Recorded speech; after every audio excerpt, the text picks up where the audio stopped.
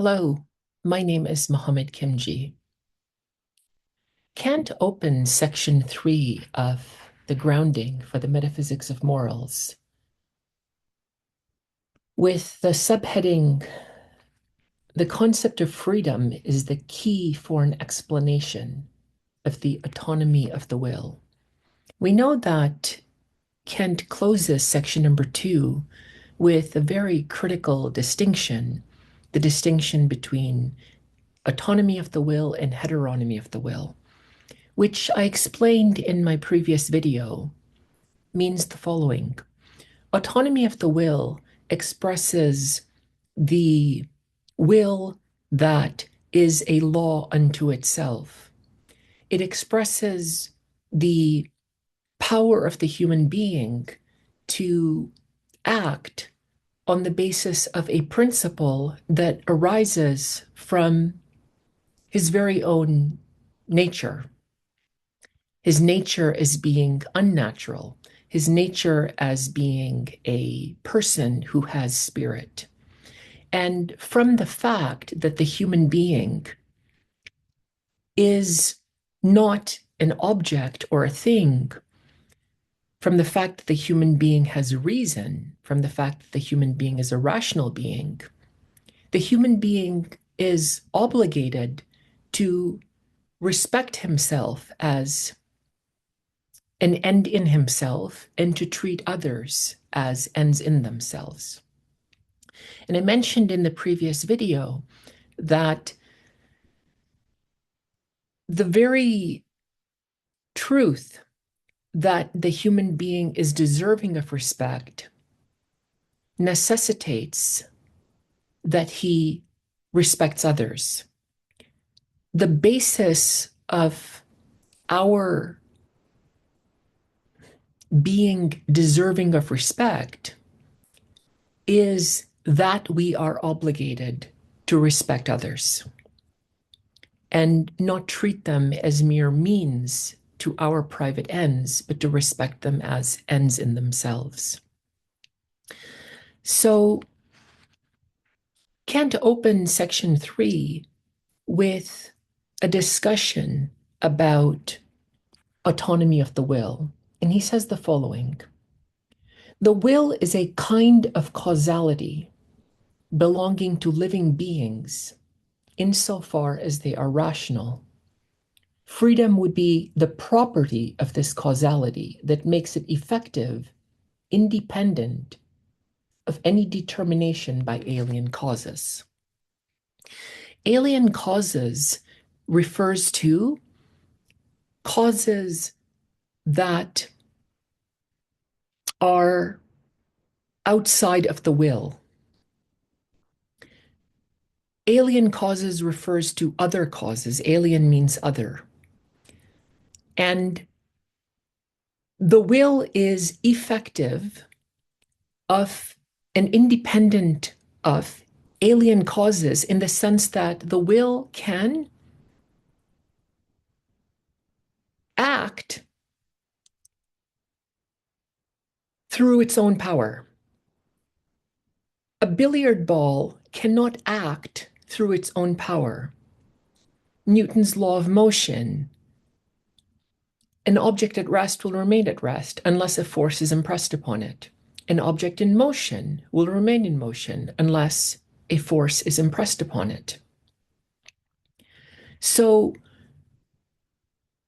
the human being has the power to act, and this action is not a reaction to something else. The human being is the cause of the action. What is it that allows me to produce this video? Well, I made the choice to do that. There's nothing that caused me to take the time to do this. And there's nothing that's causing me right now to say what I'm saying. I'm making the choice to do it. And I could choose not to do it. I can act without being an effect of a prior cause. The human being insofar as he has a will, has the power to produce an action from his own power. There's nothing in nature that is independent of alien causes in the same way. The human being has the power to act independent of his own natural instincts, independent of his own natural wants, independent of external causes that one finds in nature. The human being has choice and the power of freedom. And the human being is self-conscious of having this choice and the power of freedom. And the human being can think to himself, I am the cause of what I am doing, and I am independent in my choice of alien causes. Now, this is a principle that underlies the justice system. Of course, if you go into a courtroom, you can tell the judge that I committed this crime because I was raised in a household which was very dysfunctional. My parents treated me badly. I was abused as a child. My parents were drug users, whatever. But ultimately, the individual himself is still responsible for the choice that he made. And the judge will take into account the alien causes in the individual's life. But the alien causes are not sufficient to explain the action of the individual. The judge knows, just like the individual knows, that ultimately he made the choice to do that, and he could have chosen otherwise. So Kant contrasts this idea of freedom as a kind of causality belonging to rational beings that expresses the power to act independent of alien causes. He contrasts with this idea natural necessity. And he says, similarly, natural necessity is the property of the causality of all non-rational beings, by which they are determined to activity through the influence of alien causes. So when a tree, sprouts leaves in the springtime as a response to heat and light and other alien causes, and when the tree drops its leaves in the autumn as a response to lack of heat and lack of light and so on, the tree doesn't have a choice in what it is doing. The tree is subject to what we call the laws of nature, what Kant calls natural necessity, and it cannot do otherwise. So it doesn't have a will. And similarly, when a lion attacks a zebra, it doesn't commit murder. It is acting as a lion acts. And if the tree did not attack the zebra when it had the chance to and when it was hungry and so on, then there would be something wrong with the lion. So no one holds any animal responsible, morally responsible for anything that that animal does. And that idea is so simple, but it's so important because in that idea that we don't hold anything in nature responsible for what it does, what we're really saying is that we understand that nothing in nature is free in the sense that human beings are free.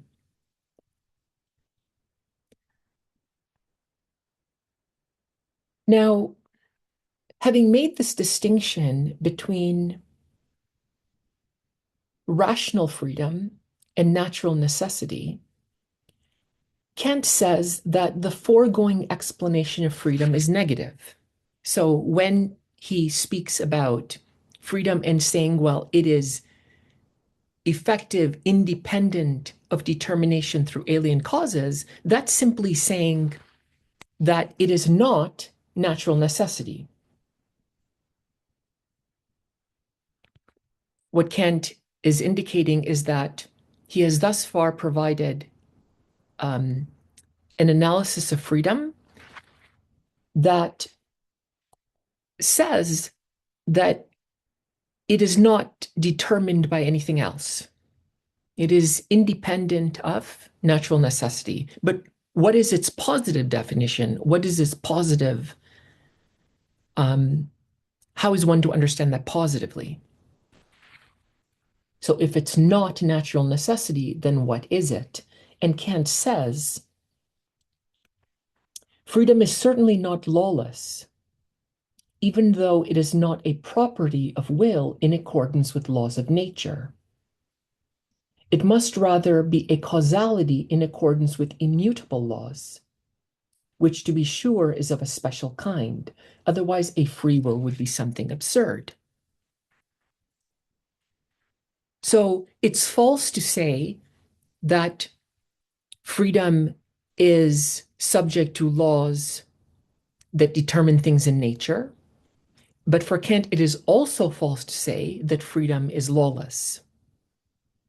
Now, if freedom is not subject to laws that determine things in nature,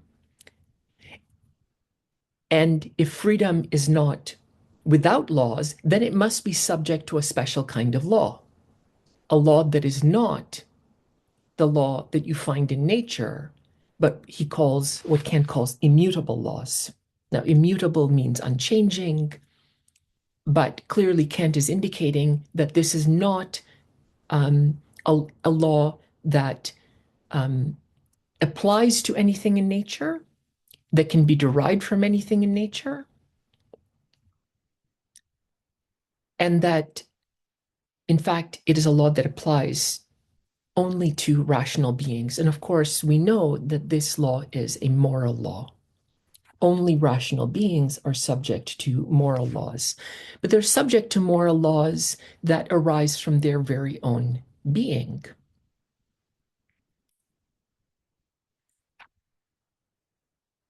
Now, when Kant says otherwise a free will would be something absurd, yeah, if the human being was not subject to any law, if freedom only meant independence of laws, and if freedom was lawless, that would be absurd. We call that crazy. When we see somebody who is not following any law, he's driving through red lights in high traffic areas, he is out of control, he is stealing, he is swinging a machete around, we think that person is crazy and he needs to be removed from society because he is not acting in a way that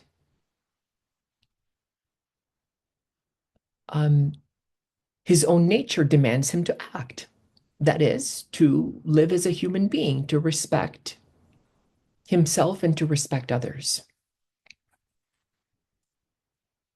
So Kant writes then at 447, what else then can freedom of the will be but autonomy? That is the property that the will has of being a law to itself. The proposition that the will is in every action a law to itself expresses, however, nothing but the principle of acting according to no other maxim than that which can at the same time have itself as a universal law for its object. That's the categorical imperative. Now, this is precisely the formula of the categorical imperative and is the principle of morality. Thus, a free will and a will subject to moral laws are one and the same. So the law to which the human being is subject is a law that is not empirical. It's not derived from custom or society or the legal code or so on. It's also not an a priori law, a necessary and universal law that applies to things in nature and which ultimately are subject to the law of cause and effect or expressed through the law of cause and effect. It's a moral law. It's a moral law that is a priori, but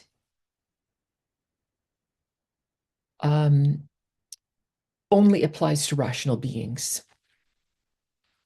So it is necessary, it is universal, but it is not a law whose principle is the law of cause and effect.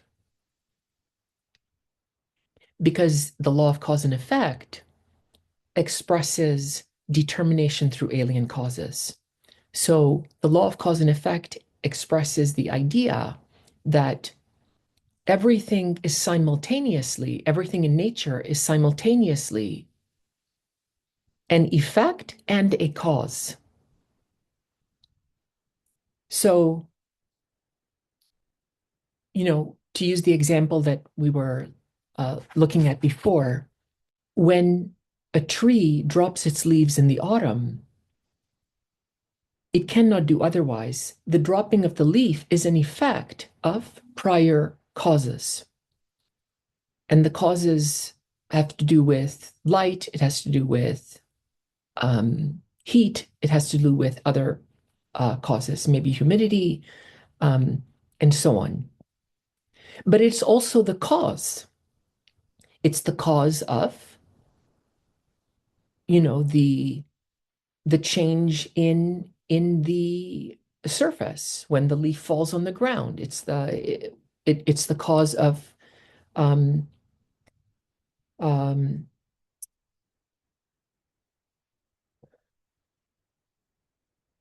I mean, birds will not be able to rest on that leaf anymore. It's so it's the cause of maybe how the birds will respond to the fact that the tree is now uh, doesn't have leaves anymore. Maybe it's the cause of certain temperature changes or humidity changes or whatever. Um, if we think about um, an ice cube, uh, we take it outside of the freezer and we leave it on the counter, say on a plate, and the ice begins to melt. The melting is an effect of the temperature change, but it's also the cause. It's the cause of increased humidity, even at even if the changes are at the micro level. And of course, the more water you have, the more the humidity will change. The more ice you have, if you have like a large block of ice and it melts, it's going to, make a more noticeable change. It's going to cause a more noticeable change in the humidity in the air.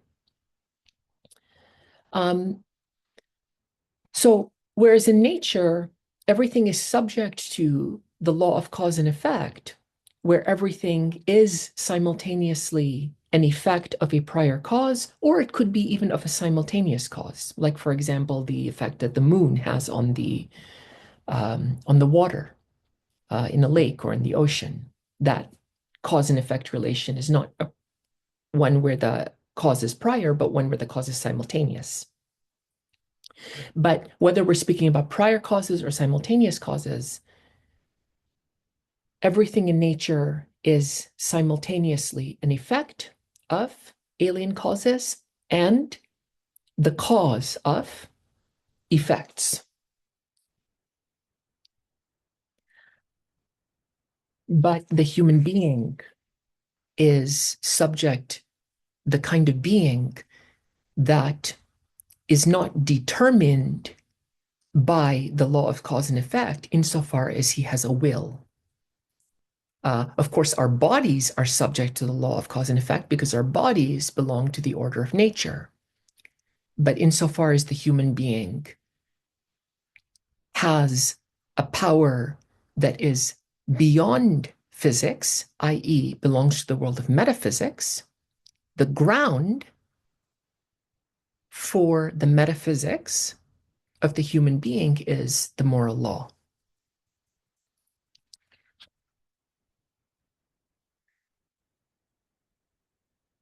Closing in at the end of 447, there is another subheading, and this subheading reads, freedom must be presupposed as a property of the will of all rational beings. Freedom must be presupposed as a property of the will of all rational beings. If somebody says, I'm not free, I am who I am because of the conditions in which I was raised. I am who I am because of the country in which I was raised. I am who I am because of my genetics. I am who I am because of social and cultural causes. And I don't have any freedom. Kant responds, in order for you to think that, you must be free. So the very claim, I'm not free, presupposes freedom. If I say there is no morality, morality doesn't exist. How do we know morality exists? I reject the idea of morality. Those claims presuppose morality.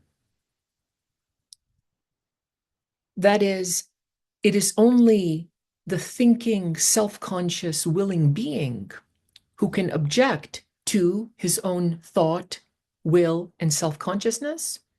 And it is only the self-conscious, thinking, willing being who is subject to the moral law who can object to morality.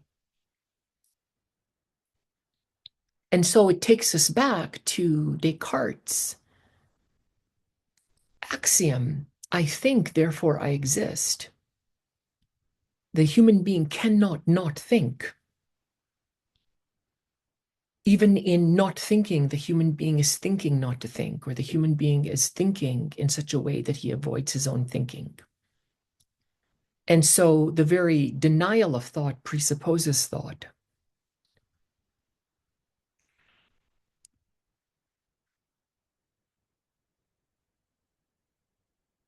So you can never think away your freedom, and you can never think away the moral law. To do so would be to think away your existence. It would be to think away your own thought.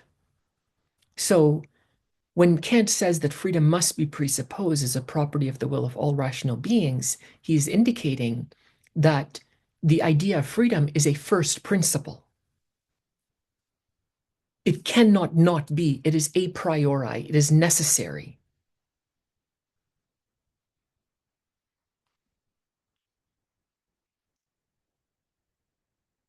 This is about 6 lines above 448.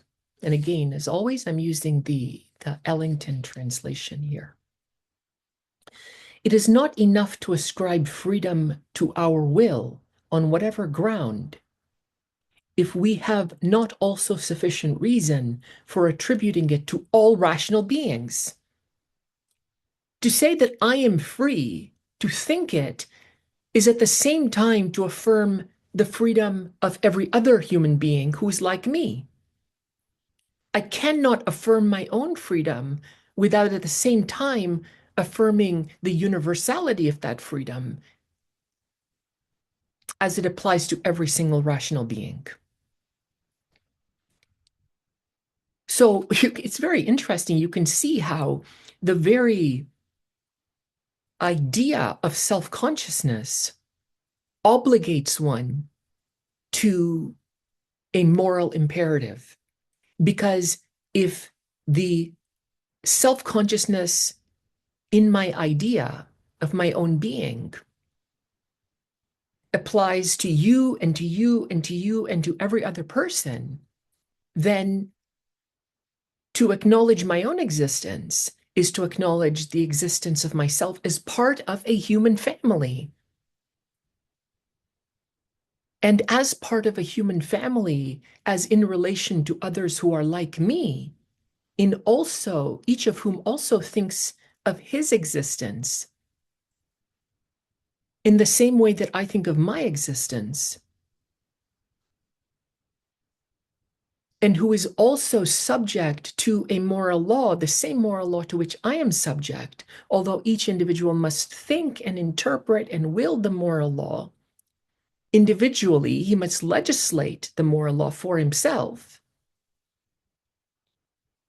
You can see how the I think, therefore I exist, becomes you think, therefore you exist. We think, therefore we exist together in relationship to each other. And so it's interesting because in Descartes' philosophy, the idea of the I think, therefore I exist, necessitates the existence of God. It's so biblical because the idea of God is the idea of that which is greater than yourself, more than yourself. In this case, human community. For inasmuch as morality serves as a law for us only insofar as we are rational beings, it must also be valid for all rational beings. And since morality must be derived solely from the property of freedom, one must show that freedom is also the property of the will of all rational beings.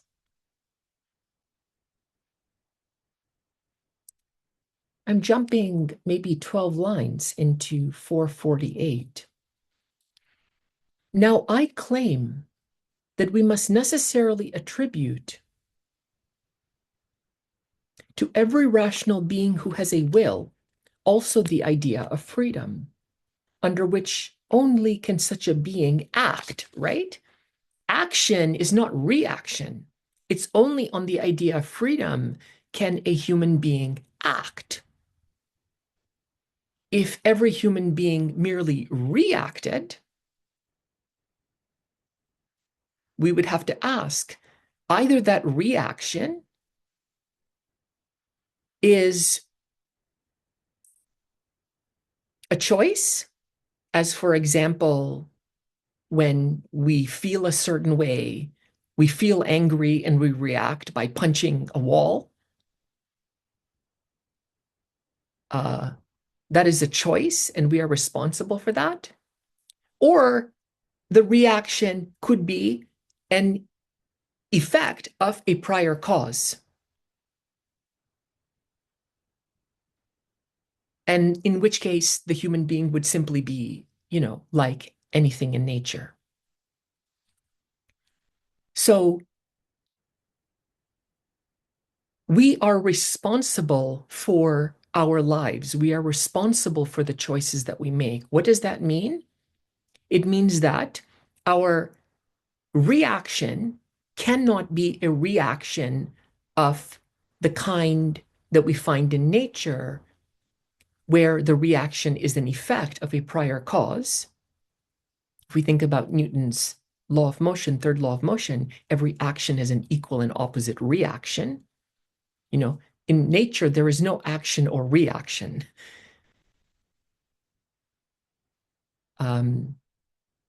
If I take ice out of a freezer and put it on the countertop, I can say that the ice is reacting to the temperature, but it's not reacting in the sense that it's making a choice to react. It's simply affected. It is determined by the surrounding heat to melt.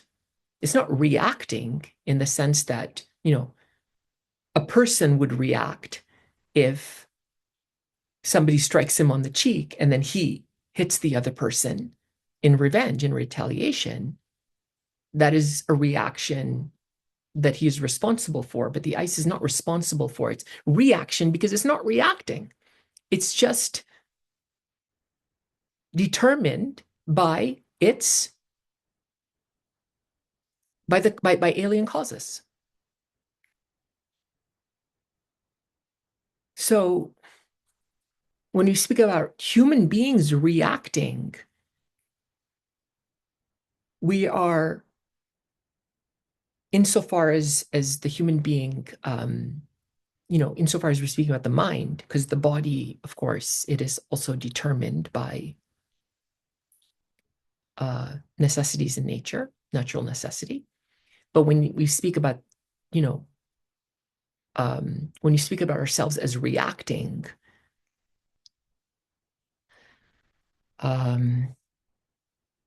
we are speaking about ourselves as responsible for our reactions. So the human being acts. Only under the idea of freedom can the human being act.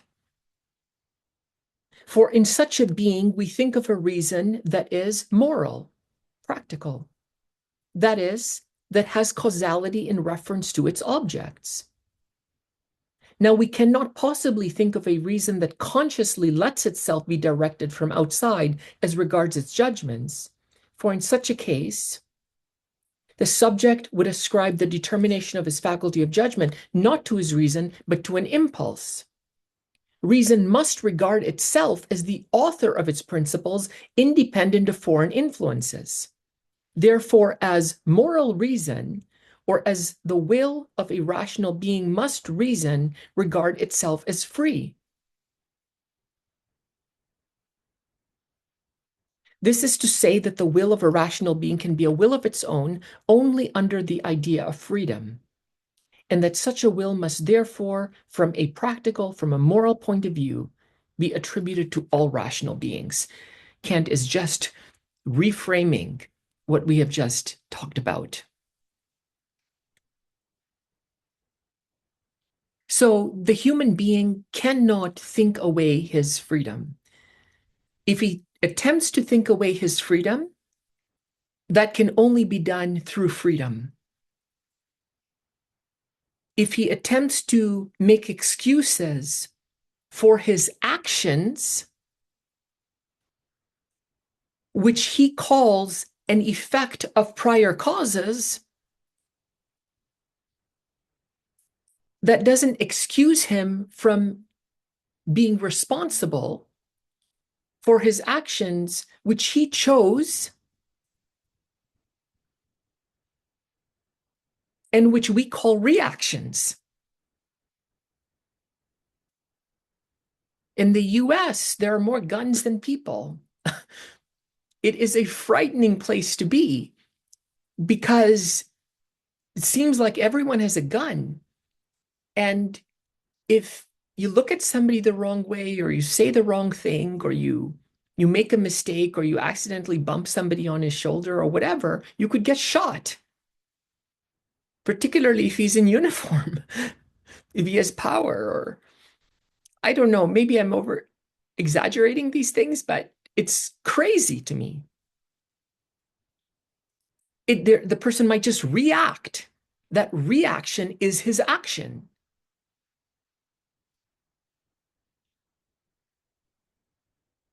Nothing in nature reacts or acts in that way.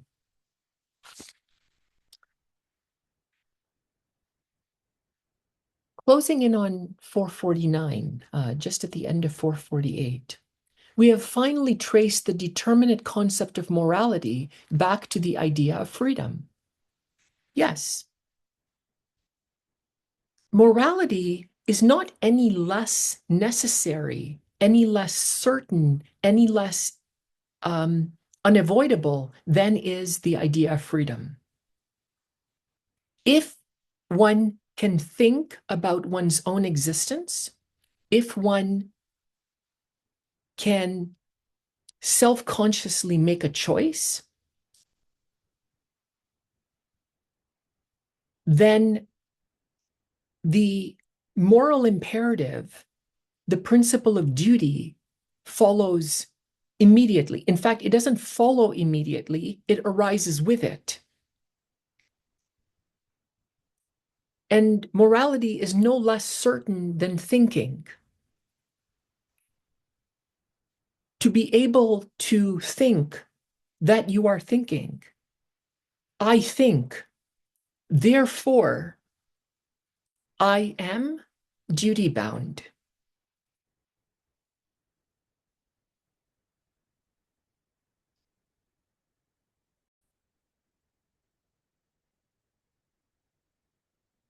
So about 7 lines under 449. Now, there resulted from the presupposition of this idea of freedom also the consciousness of a law of action. That's the categorical imperative. That the subjective principles of actions, that is, maxims, must always be so adopted that they can also be valid objectively, that is, universally, as principles, and can therefore serve as universal laws of our own legislation. But why then should I subject myself to this principle simply as a rational being, and by doing so, also subject to this principle all other beings endowed with reason? I'm willing to grant that no interest impels me to do so, because this would not give a categorical imperative. But nonetheless, I must necessarily take an interest in it. So here I think Kant is returning to the distinction that he made earlier in section 2, in that footnote number 3, where he discusses two kinds of interest. And the footnote corresponds to the following sentence. Maybe I'm going to read two sentences in 413. That is practically good, morally good, which determines the will by means of a representation of reason, and hence not by subjective causes, but objectively, that is, on grounds valid for every rational being as such.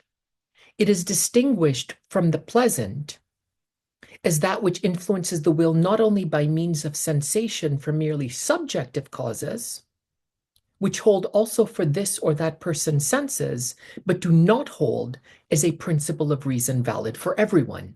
Kant has a footnote after he has distinguished between the objectively necessary moral law and the influences of sensation that are relative to each particular individual and which do not hold objectively. Kant has the following footnote where he distinguishes between taking an interest in something and acting from interest. The former, that's taking an interest in something, he says, signifies moral interest in the action, while the latter, acting from interest, signifies pathological interest in the object of the action. So, acting on the basis of an incentive is not the same as acting from duty. And this is quite clear. If one acts on the basis of incentives, that is pathological, that is diseased. If one acts from duty, that is moral. In the former case, the action interests me. In the case of acting morally. In the former case, that's moral action, the action interests me, while in the latter case, acting on the basis of incentives or pathological interest, what interests me is the object of the action. So that's the difference between self-determination, being determined on the basis of a law that emerges from oneself, and determination through alien causes. If one lives one's life in a way where one allows oneself to be determined through alien causes, that is pathological. That is a diseased way of living. In the case of an action done from duty, regard must be given not to the interest in the object, but only to interest in the action itself and to its rational principle, that is, the law, or namely the law. So, yeah, we can see why Kant would say that if one acts on the basis of one's sensuous or natural impulses without assessing whether or not acting in that way would be right or wrong, or how it would affect other people and how it would affect oneself, then that's diseased. That would lead to doing all sorts of things that give us immediate pleasure, but that ultimately would destroy our lives and the lives of other people.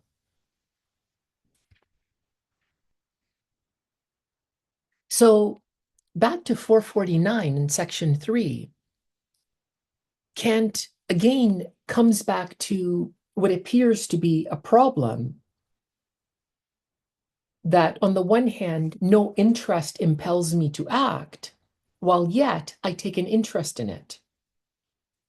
I necessarily take an interest in it.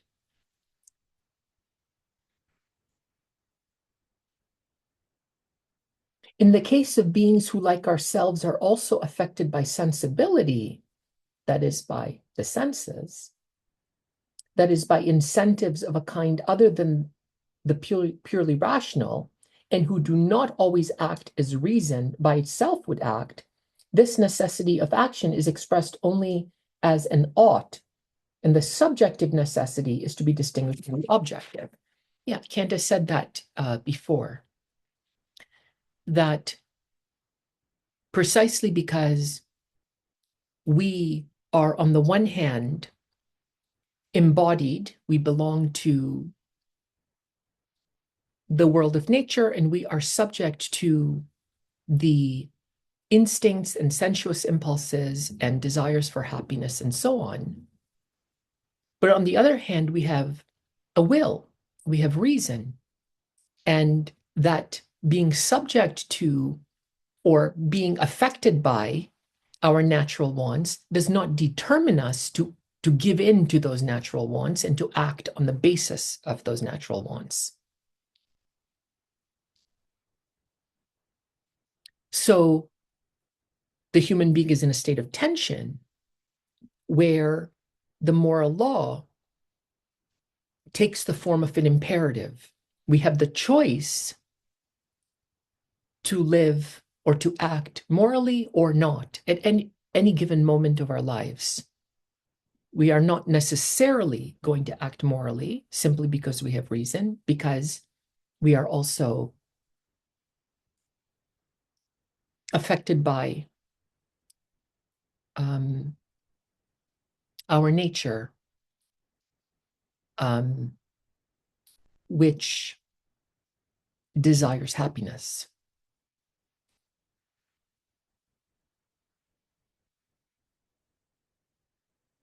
At the end of 449, going into 450, why must the universal validity of our maxim, taken as a law, be a condition restricting our actions? Upon what do we base the worth that we assign to this way of acting? A worth that is supposed to be so great that there can be no higher interest. What could be more relevant to us, more important to us, more significant for us than that we act in a way that our own being demands of us? What could be more significant for us than that we live up to what it means to be human? How does it happen that by this alone does man believe that he feels his own personal worth, in comparison with which that of an agreeable or disagreeable condition is to be regarded as nothing. I don't know how many people today think that way, but it's sad that most people do not. This idea that it doesn't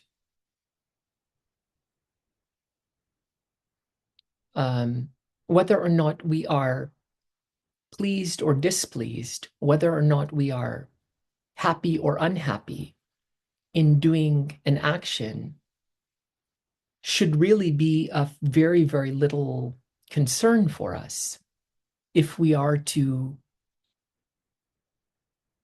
express what is best in ourselves. It should be regarded as nothing. What should be regarded as everything is what we ought to do. And the more maybe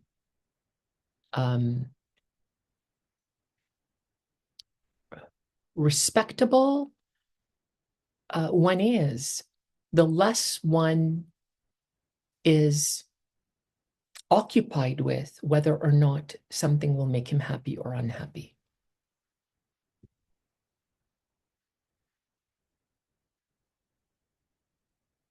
Into 450.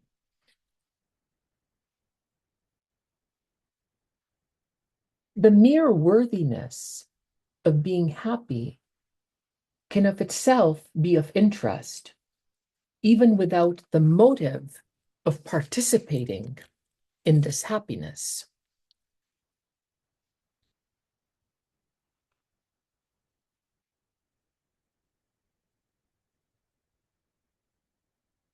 The mere worthiness of being happy can of itself be of interest, even without the motive of participating in this happiness. This judgment, however, is in fact only the result of the importance that we have already presupposed as belonging to moral laws, when by the idea of freedom we divorce ourselves from all empirical interest. Maybe that's another way of distinguishing between the two kinds of interests. Taking an interest and acting from interest. Taking an interest is a rational interest. Acting from interest is a pathological interest or pathological action, because the empirical interest is more important to us at that time than what is rational. And when our own subjective constitution, our own empirical condition, whether we are pleased or displeased, whether or not this will make us happy or not, whether or not we want to do it or not, whether or not we feel like doing it or not, when these concerns are more important to us than whether we should do it, at that point, we are in a state of contradiction with ourselves, what Kant calls pathological.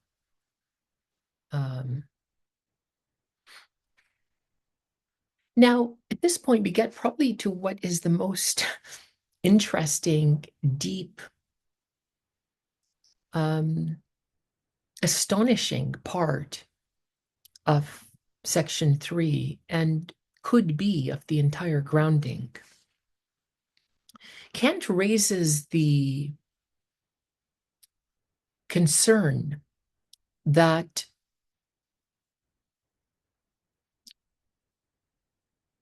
the argument that he has put forward is circular. It seems like, he suggests, it may seem like I have demonstrated the idea of morality through the idea of freedom, on the one hand, and also that I've demonstrated the idea of freedom through the idea of morality, on the other hand. So I've proven morality on the basis of freedom, and I've proven freedom on the basis of morality. And that's a circular argument. because ultimately you don't prove either.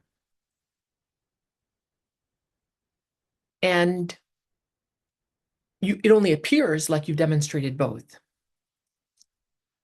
So Kant says at 450, one must frankly admit that there is here a sort of circle from which, so it seems, there is no way to escape. In the order of efficient causes, we assume that we are free so that we may think of ourselves as subject to moral laws in the order of ends. And we think of ourselves as subject to these laws because we have attributed to ourselves freedom of the will. So you assume freedom of the will and you arrive at morality, and then you argue that freedom necessarily exists because of morality. So ultimately, you haven't proven either freedom or morality because freedom has simply been an assumption on the basis of which you derived morality. And then once you've derived morality, then you then revert back to showing that freedom is necessary. That's not a legitimate argument. So, like any good thinker, he is anticipating objections from his readers. He argues, he says, freedom and self-legislation of the will are both autonomy and hence are reciprocal concepts. So it's not the case that you have first freedom, then you have the moral law. It's the case that when you have freedom, you have the moral law. So both arise together. They are both reciprocal. You cannot have one without the other.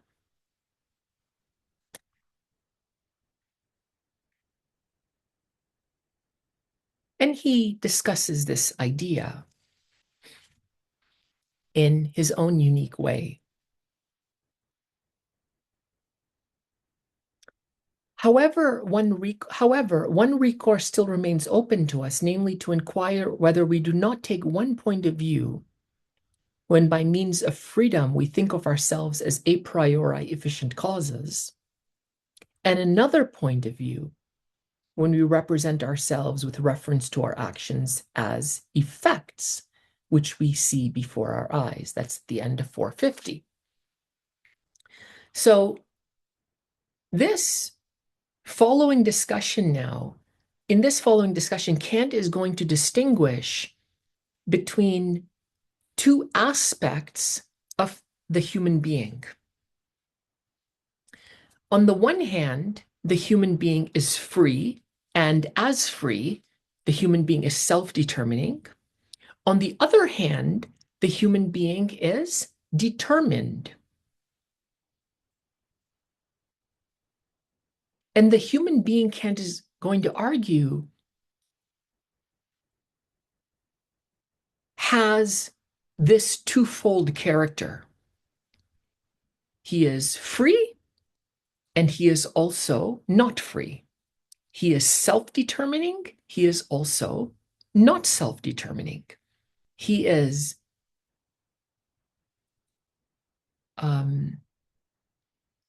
the cause of his own action, is not determined through alien causes, but he's the cause of himself. And on the other hand, he is determined by alien causes, and he is not the cause of himself.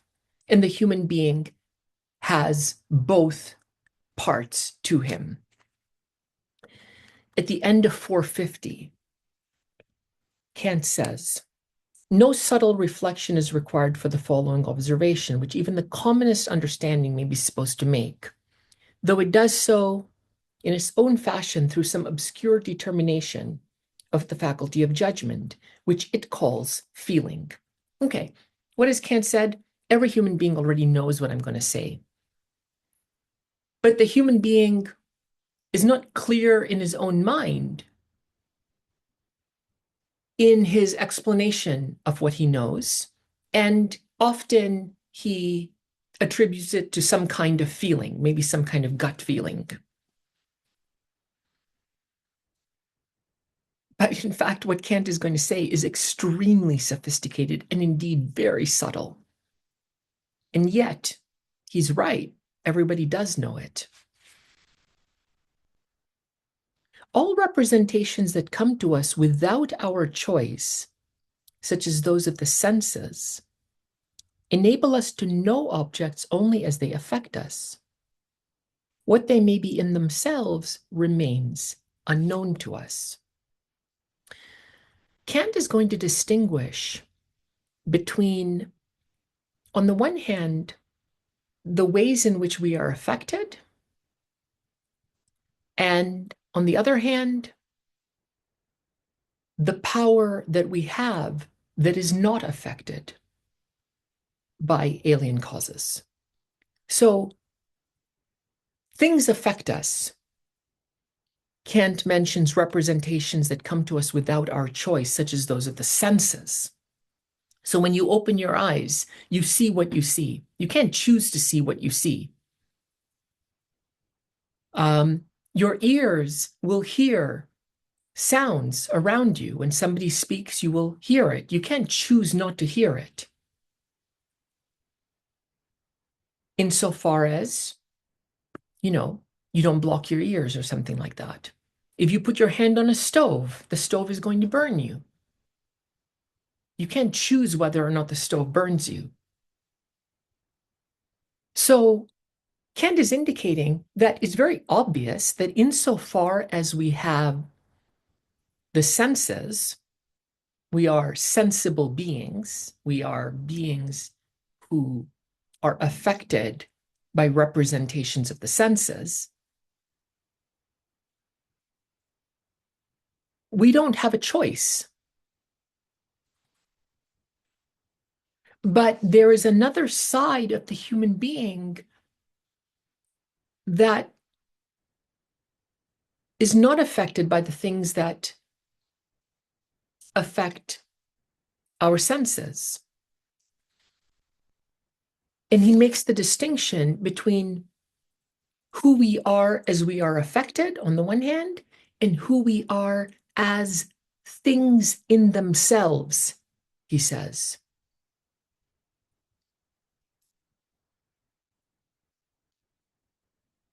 Therefore, even with the closest attention and the greatest clarity that the understanding can bring to such representations, we can attain to a mere knowledge of appearances, but never to knowledge of things in themselves.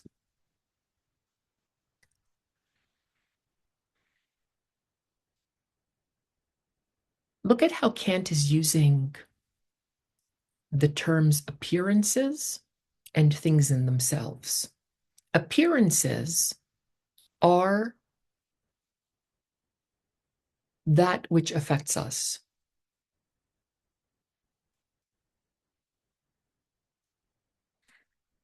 They are what Kant calls representations that come to us without our choice, such as those of the senses. This is a clearest example, but we are affected in all sorts of ways. We're affected by, our biology. I can't choose the skin color that I have.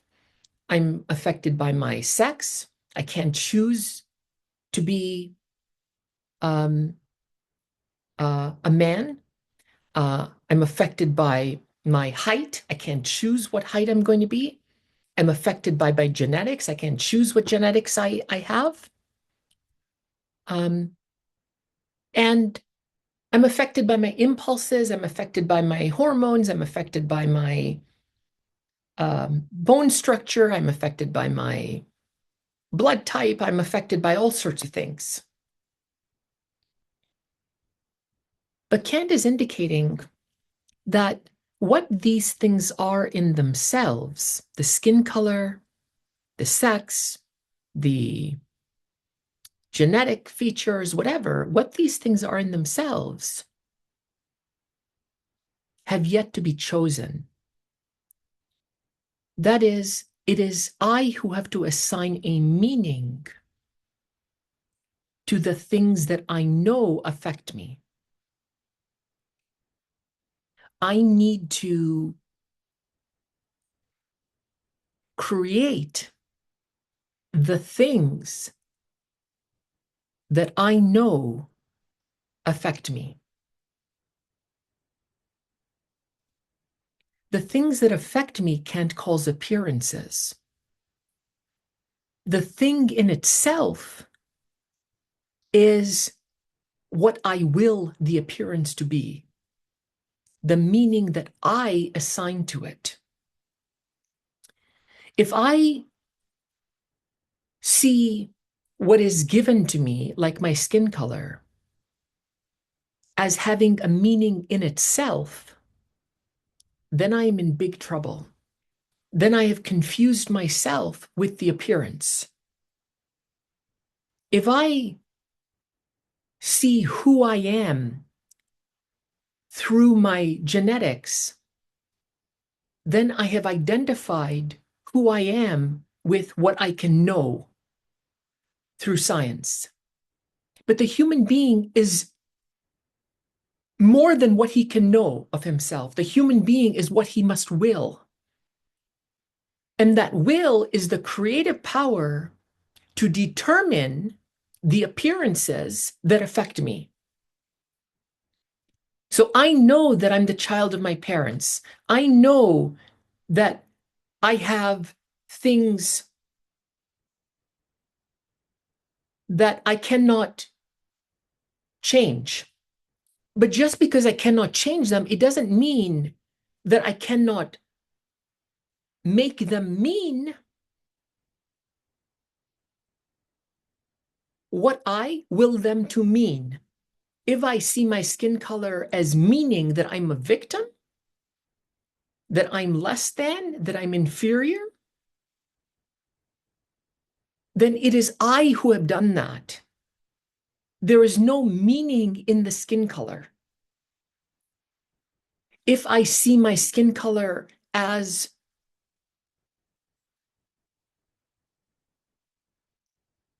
a fact that I was born in Tanzania, that my parents have a biology that was such that I was born with the skin color, then I'm seeing it as a fact, but I haven't assigned a negative meaning to that.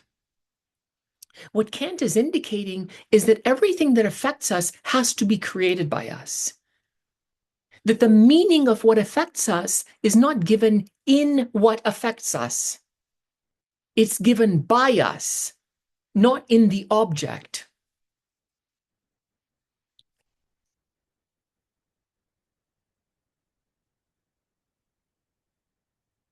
For Plato, appearances expressed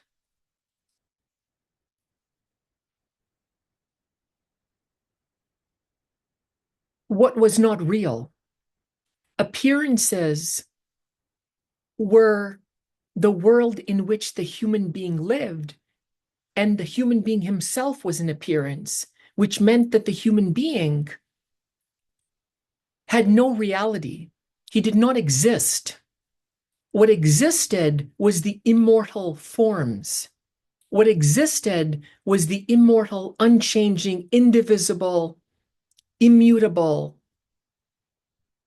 being, that which is what it is and could not be other than what it is. The human being was an appearance because, as an appearance, every part of him was subject to change, and every part of him was simply relative to the observer.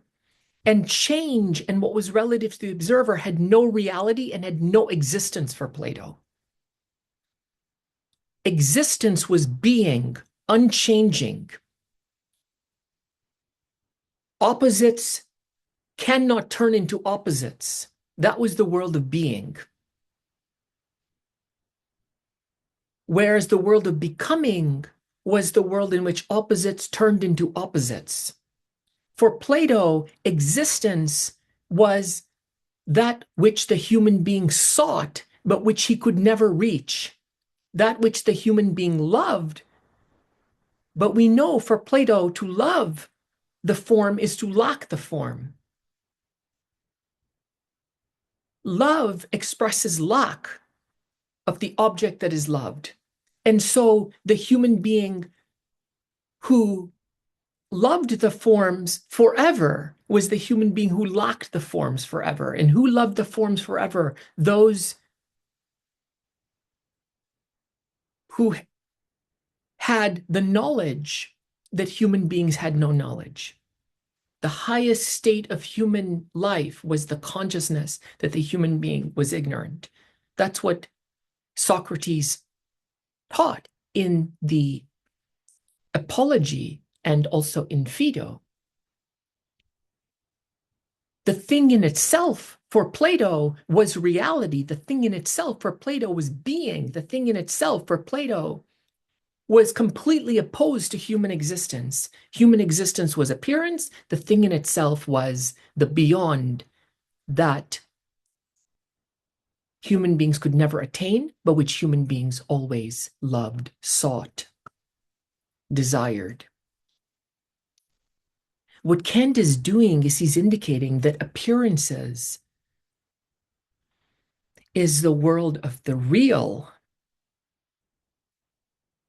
It's the world of the empirically real. The thing in itself is the will that is outside of, that is beyond the world of the empirical. The world of will, it is the world of thought, it is the world of the spirit, what in the Bible is called spirit. Kant will call this transcendental in the Critique of Pure Reason. It is beyond the world of the empirical,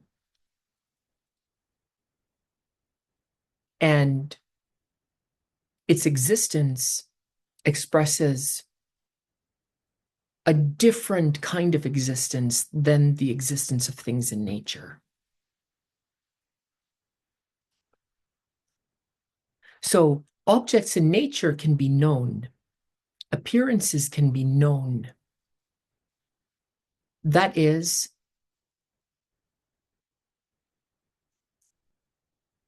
in terms of the categories of nature. But freedom, reason, thinking can never be known in terms of the categories of nature. And so when Kant says you can have no knowledge of things in themselves, he is indicating you can have no knowledge of the will, you can have no knowledge of reason, you can have no knowledge of thinking, you can have no knowledge of the mind in terms of the categories of nature. You can have no knowledge of the will in terms of the categories of nature.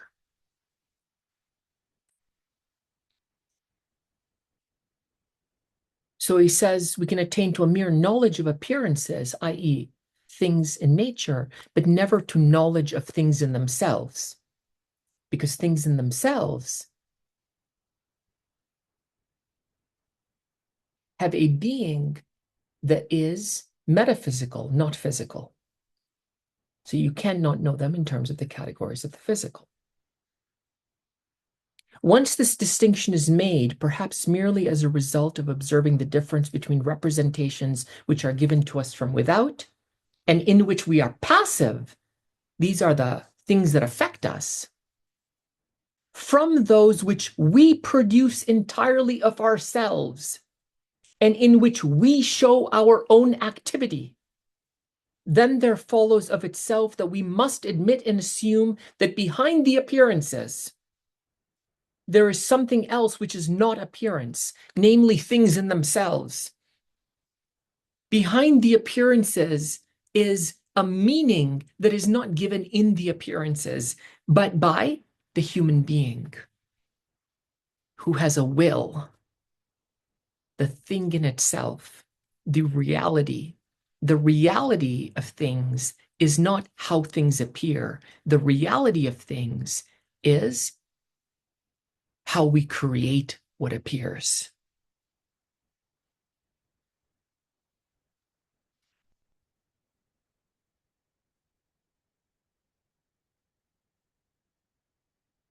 Look, there are all sorts of social determinants to our lives: class, upbringing, culture, tradition, where we are at any given point in time, the society in which we are living. There are all sorts of biological determinants to our lives, genetics, you know, DNA, and so on. And these things come to us without our choice. I didn't choose where I was born. I didn't choose to be a man. I didn't choose to have brown eyes. I didn't choose to be 5 feet 10 inches tall when I was, at this age.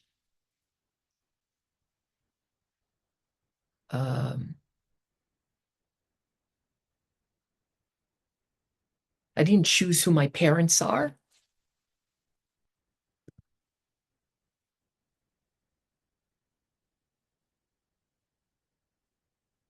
But what am I going to do with this? That's the reality, not the things that are given to me, but what I make of it, how I live it, how I create its meaning.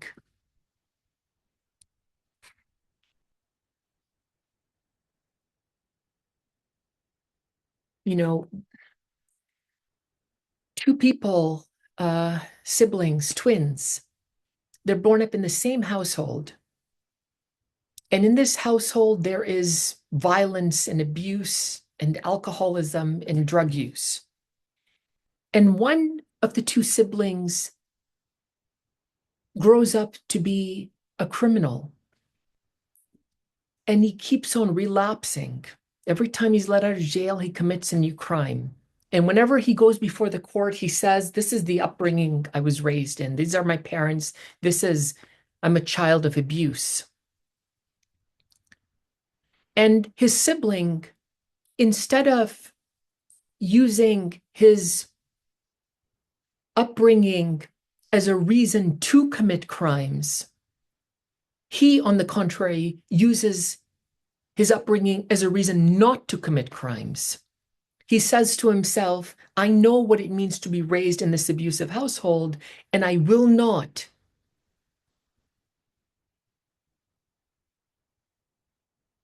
allow, I will not raise my children in the same way. I will be different.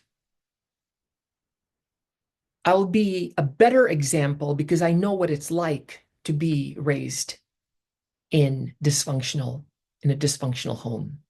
He took the opposite road. What distinguishes between sibling one and sibling two? Choice. Same genetics, same cultural upbringing, same familial upbringing, same history.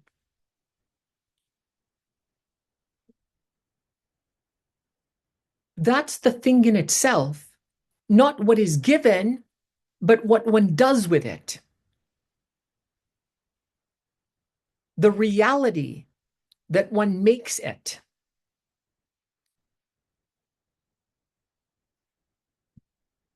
It's not that which affects us, which makes us who we are. It's how we think about that which affects us, which makes us who we are. And how we think about that which affects us cannot be reducible to that which affects us. Otherwise, we wouldn't be thinking. We would just be taking what is given and making it seem like that is what determines us.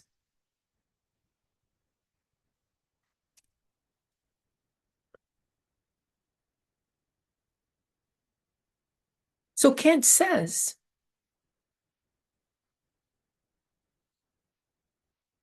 having distinguished between appearances and things in themselves, inasmuch as we can never cognize them except as they affect us through our senses, We must admit that we can never come any nearer to them, nor ever know what they are in themselves. You can never know what appearances are in themselves because what it means for the appearance to be willed means that the appearance does not have a meaning in itself. It means that its meaning is yet to be determined. The meaning of appearances is yet to be determined by us. If someone says he is white and he is, the child of poor parents, and his mother has diabetes and his father smoked all of his life, and the person, and this is what I know about the person. I know the person, I know what was given to the person. It still wouldn't tell me anything about who the person is. That really would be what matters to me. What I really would want to know is how one thinks about his life, whether he is a moral person or not, whether he, what his passions are, what brings him joy, um, what he wants to do with his life, what his hopes are, what his dreams are, where he sees himself in 10 years, where he puts his time, what he does on the weekends. Telling me about the natural facts of his life, i.e. the appearances, doesn't tell me what they mean for him or how he is going to will his life. And that's what I want to know. And that's the thing in itself.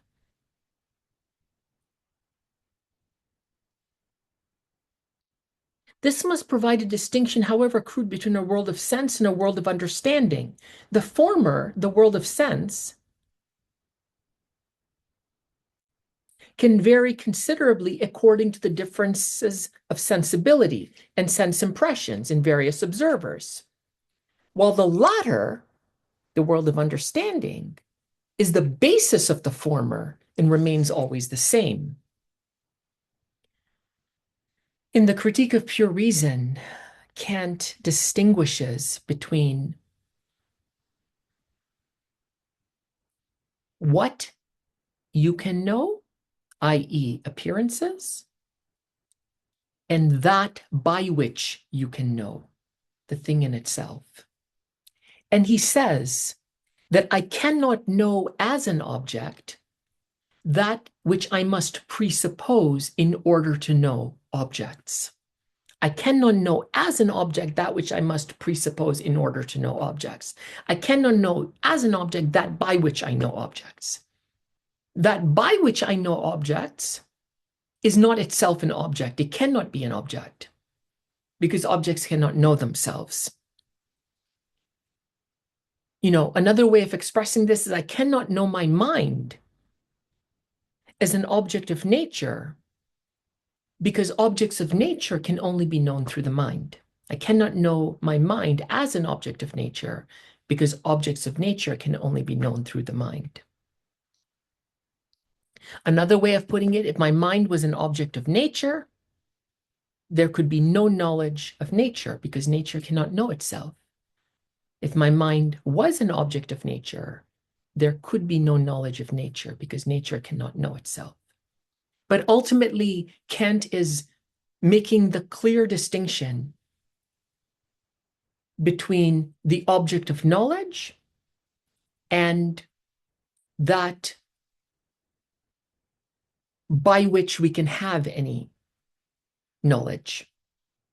The thing that is known and the thing by which it is known. And the thing that is known cannot be the thing by which it is known. It's a stunning distinction, but it is so simple. You are not like an object. You are a person. You are not a thing. You are a human being. an end in himself. You are not a means to an end. So the thing in itself is the basis of appearances. Another way, maybe, of thinking about this is that human self-consciousness is the creator of the world. That's what we learn in the first creation account in Genesis.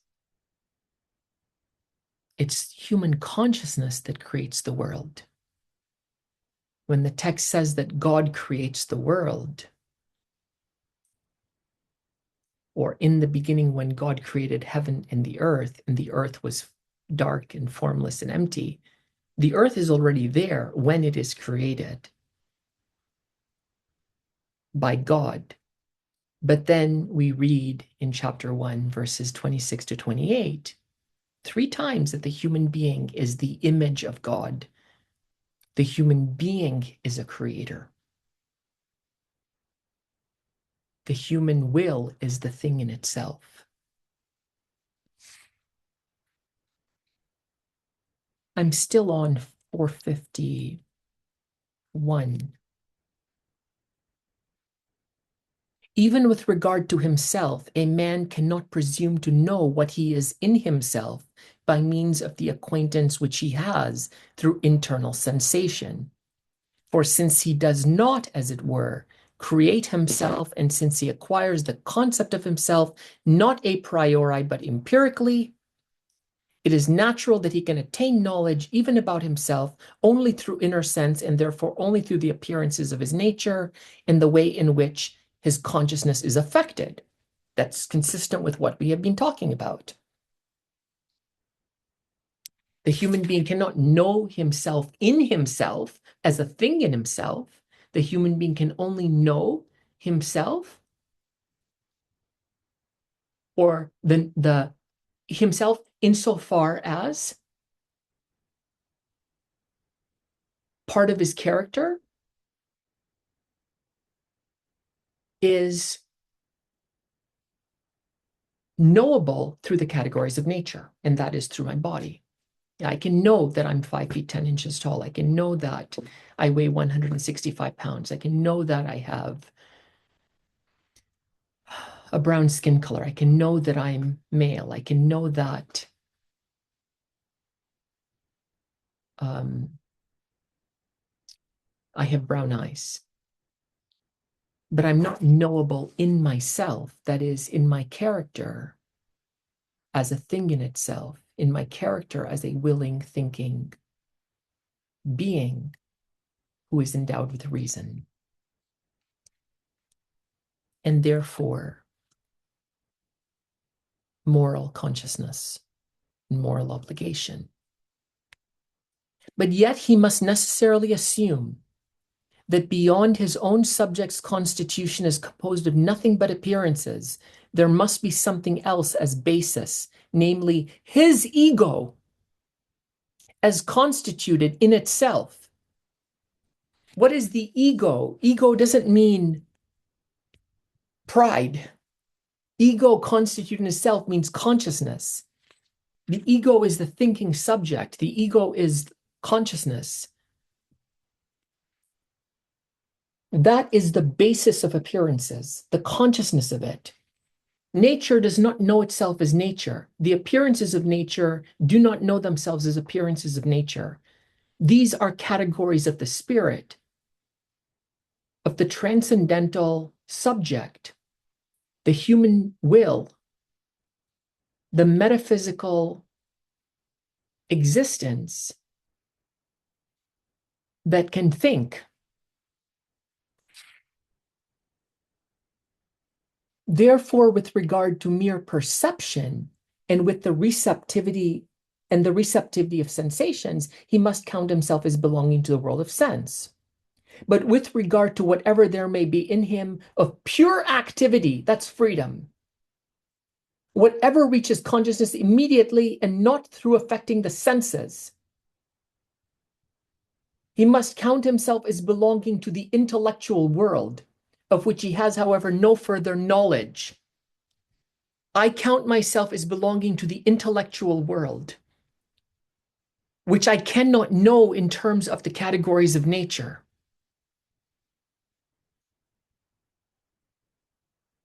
Because it's a world of pure activity. If I choose something, that choice doesn't have to be mediated by the senses, sight, touch, taste, so on. If I choose it, if I will it, I do it. It doesn't have to pass through the sense organs. It reaches consciousness immediately, Kant says, and not through affecting the senses. Such a conclusion must be reached by a reflective man regarding all things that may be presented to him. It is presumably to be found even in the most ordinary understanding, which is as well known as quite prone to expect that behind objects of the senses there is something else invisible and acting of itself. Everyone knows that behind the object there is something invisible and acting of itself. This doesn't mean that behind the appearance of the apple that I see, there is the true apple. There's appleness. It doesn't mean that behind the appearance of the apple, there's the form of the apple. The form of the apple is not the thing in itself. For Plato, the form was the thing in itself, but the form could never appear. And there was a dependence between appearances and the form, because the form was the form of appearances, and appearances was the appearances of the form. And so each side was knowable only through the other, which was unknowable. You could not know appearances and you could not know the forms. And so that left the human being trapped in the void of ignorance, the void in which there was no light.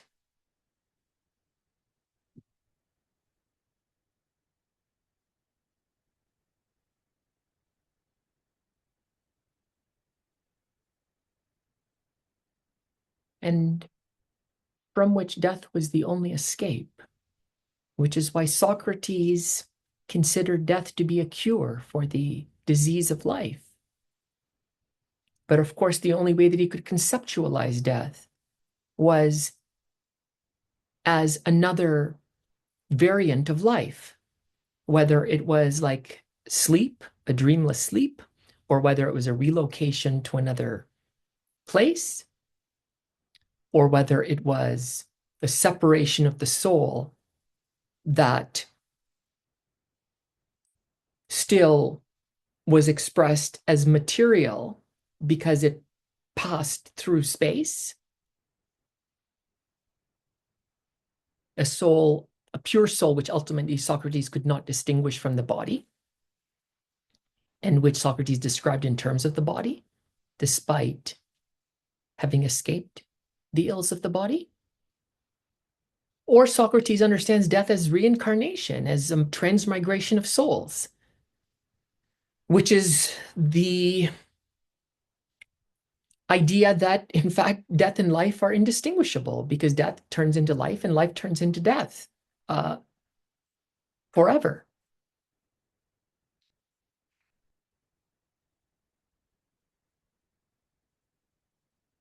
So the human being, for Kant, knows that he's not just the appearance, that there is something else to his life than the things that affect him. We all hold people responsible for the things they do, even when we don't hold ourselves responsible. How could we even live if we understood human beings as being purely effects of causes over which they had no capacity to think, or which they had no capacity to think?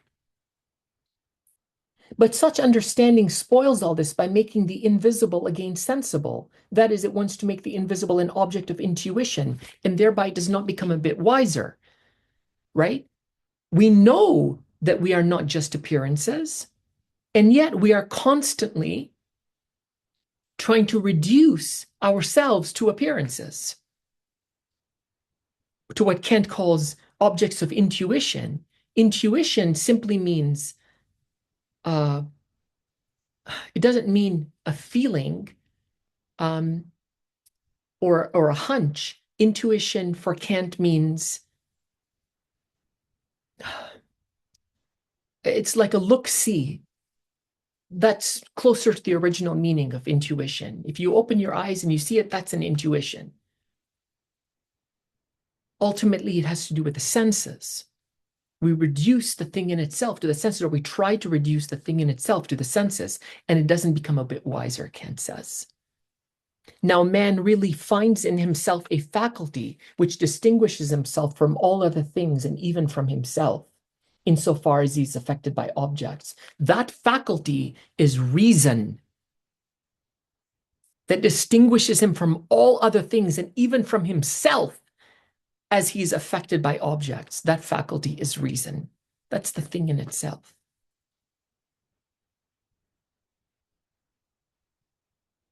The human being is the center of reality. In Plato, in the Greek world, the human being was unreal. The human being had no reality. In Kant, the human being is the center of reality.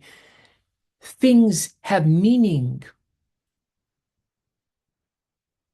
because human beings create it, assign meanings to things. In the Gospel of Matthew, when Jesus is picking grain in the grain fields with his disciples, the Pharisees accuse him of blaspheming the law. In the Gospel of Mark, he says, human beings were not made for the law. The law was made for human beings. The human being is the center. Laws are valid because they are good for human beings. They're not valid in themselves.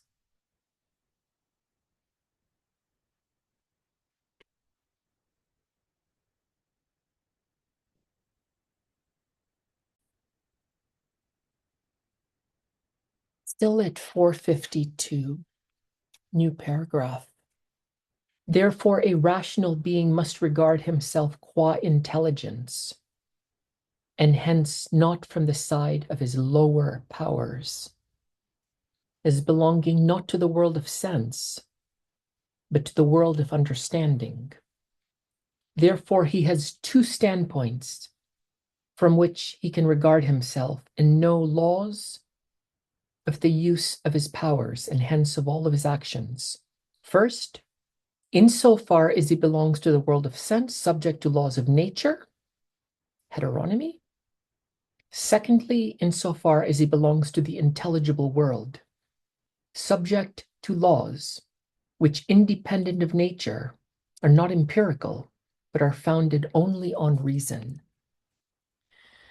The human being has a twofold character.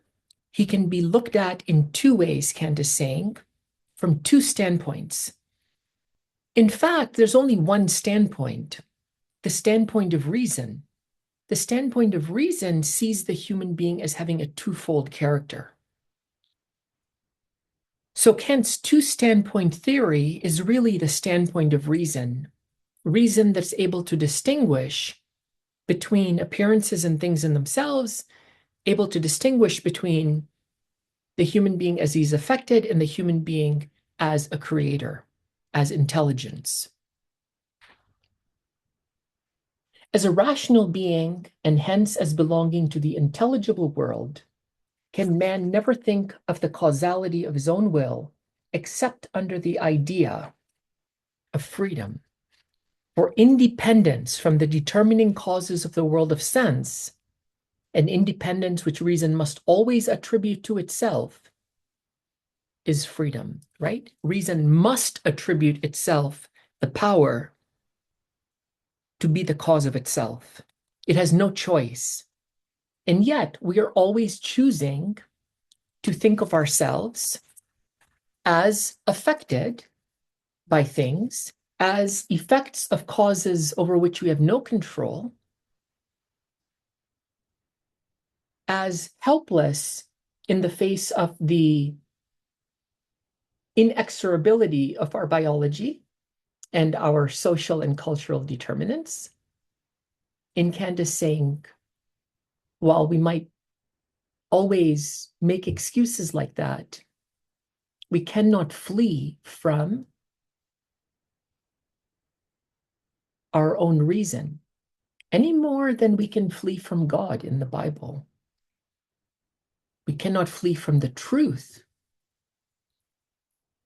that we are not like things, that things are not like us, no matter how much we confuse persons and things.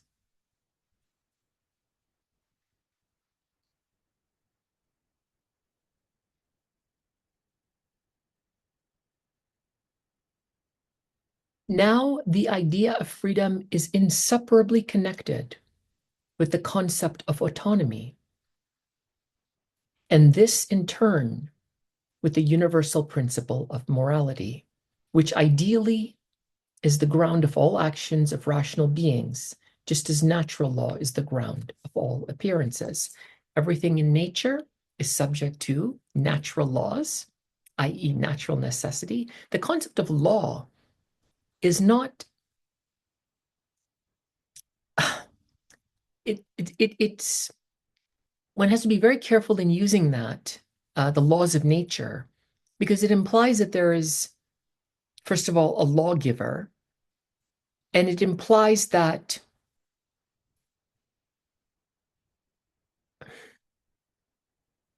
it doesn't make clear that the laws are not found in nature. That the idea of laws of nature is not a concept that emerges from nature, and it's not a concept that emerges from any transcendent world outside of the human being. It is transcendental. It is a concept of human reason. It's a concept of nature as being determined in accordance with principles, and the consciousness that nature is determined according to principles is our idea. The laws of nature come from us. Nature is not conscious of itself as working according to laws.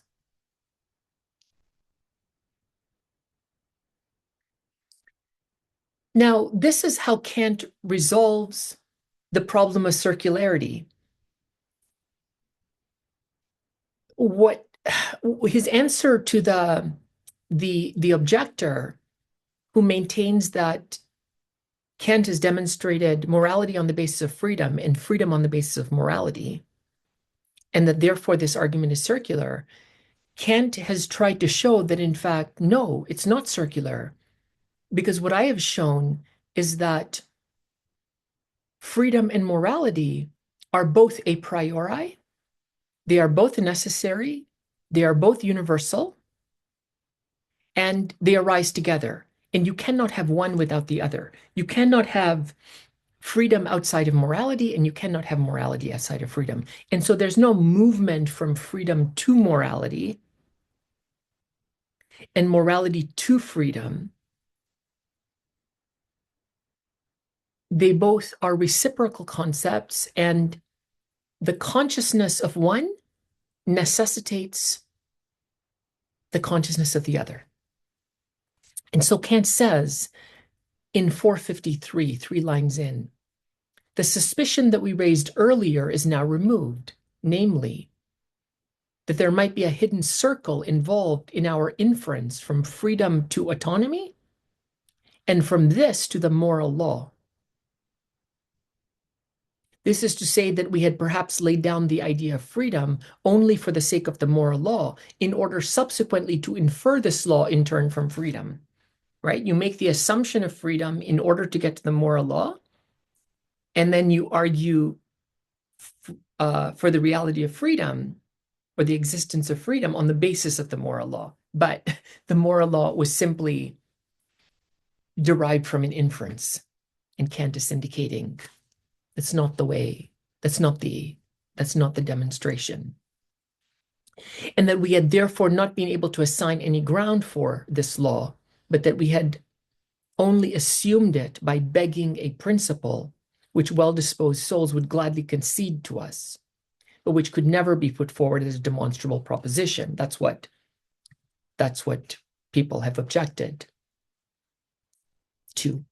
But now we see that when we think of ourselves as free, we transfer ourselves into the intelligible world as members and know the autonomy of the will together with its consequence, morality.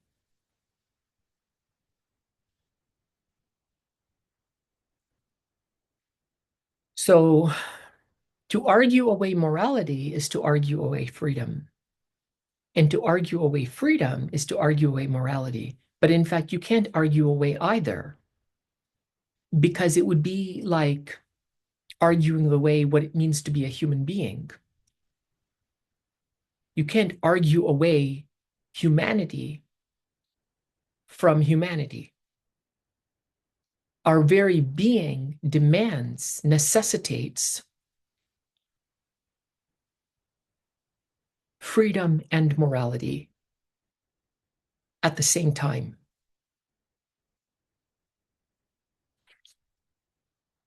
Kant then has a subheading: how is a categorical imperative possible? The rational being counts himself qua intelligence. Qua means, as, or as being. The rational being counts himself as being intelligence, as belonging to the intelligible world. And only insofar as he is an efficient cause belonging to the intelligible world does he call his causality a will. But on the other side, he is conscious of himself as being also a part of the world of sense. Now, one thing I should mention, to be part of the world of sense is, on the one hand, to be part of the world that is affected by outer sense, the things outside of our bodies. But it also means to be affected by the things that are inside of us, our chemistry, our impulses, our instincts, and so on. So the human being is affected both by outer sense and by inner sense. And Kant doesn't really make that distinction explicit, although it's very clear that he includes both outer and inner sense in his concept of nature. Very much like in the Bible, that when the human being has dominion over nature, as we are told in creation story number 1, very explicitly, the human being is the image of God and has dominion over nature, must rule over nature. Ultimately, that involves or demands that we have dominion over the natural instincts, the impulses, the wants, the desires, and so on. Together, of course, with the world, which is outside of us.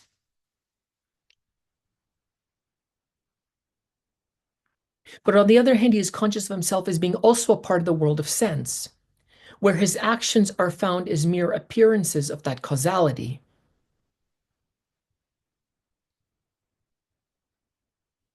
Now, the world of sense is an appearance that can never show freedom, because freedom can never appear. Freedom is the thing in itself that can never appear. It's the power of the will, and you can't point to it. It doesn't have a quantity. It doesn't have matter. It doesn't occupy space.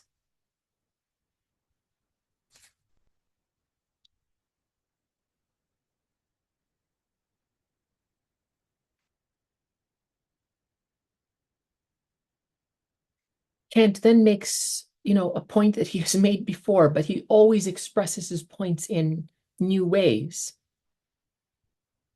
And he speaks about appearances as being determined by other appearances. This is the world of natural causality or natural necessity. If I were solely a member of the intelligible world, then all my actions would perfectly conform to the principle of the autonomy of the pure will, right? There would be no imperative and there would be no struggle. It's very interesting because the word Israel means he who struggles with God. And this is the state of the human being. The human being is in a perpetual state of struggle with the moral law in himself, with his obligations, with his duty, with his responsibilities, because he's always struggling with the counterweight of his own nature, the inclinations. It's fascinating. That's not a bad thing. That expresses the very nature of the human being, of human existence, as being in both worlds simultaneously. The world of freedom and the world of nature.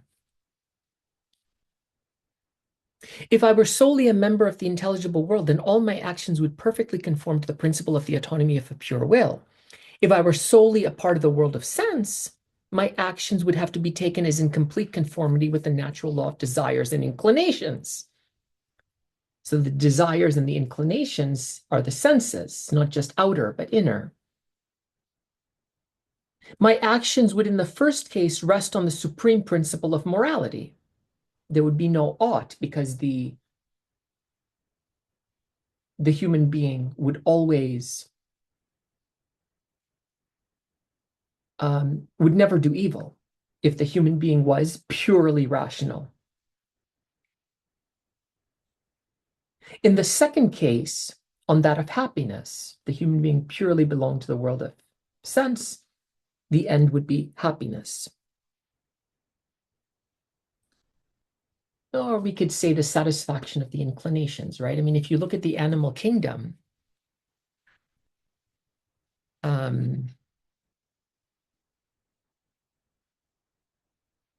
if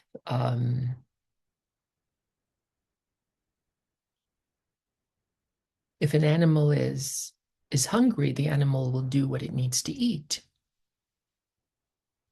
The animal doesn't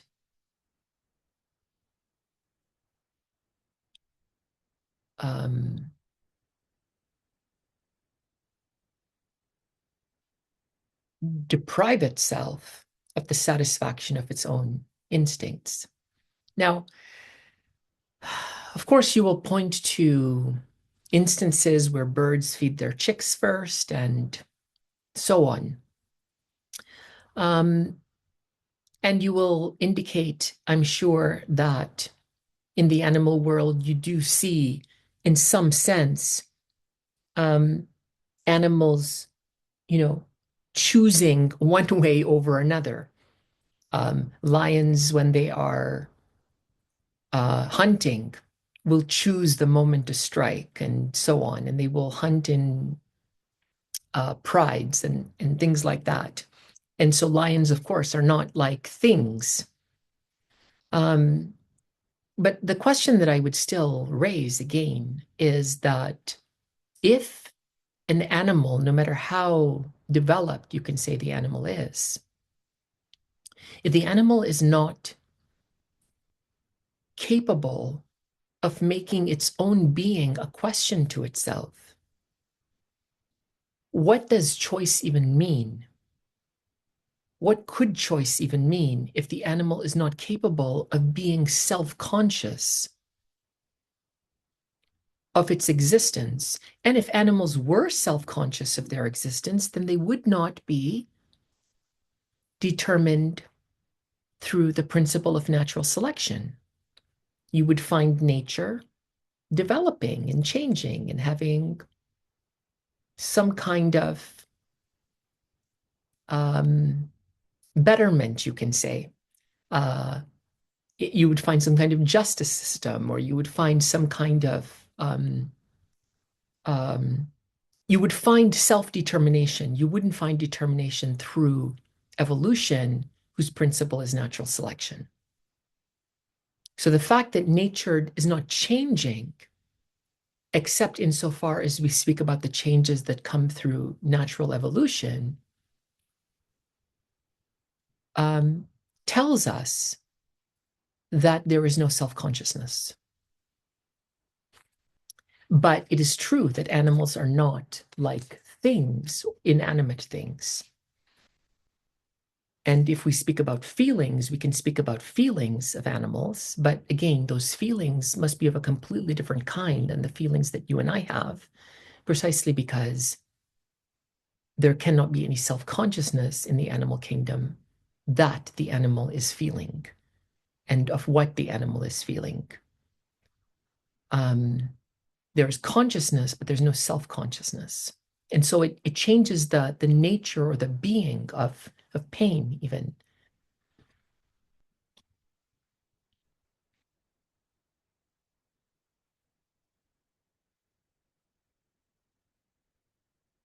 So the human being does not belong solely to the world of reason, and he does not belong solely to the world of sense.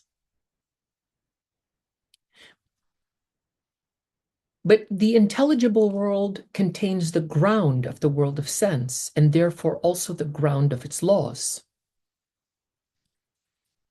If the world of sense cannot be conscious of itself as the world of sense, then of course the consciousness of the world of sense indicates that the ground of the world of sense is not in the world of sense, is in the intelligible world. And it's the ground, the intelligible world is the ground of its laws. When we speak about the laws of nature, that term expresses our consciousness that nature is determined. And so I think Kant is really remarkable here because he wants to make clear that we understand that the laws of nature do not come from nature. They are products or creations of our understanding of nature. Consequently, the intelligible world is and must be thought of as directly legislative for my will, which belongs wholly to the intelligible world. My will belongs wholly to the intelligible world, but myself as a human being is twofold. Therefore, even though on the one hand I must regard myself as a being belonging to the world of sense, yet on the other hand, shall I have to know myself as an intelligence and as subject to the law of the intelligible world, that is to reason, which contains this law in the idea of freedom.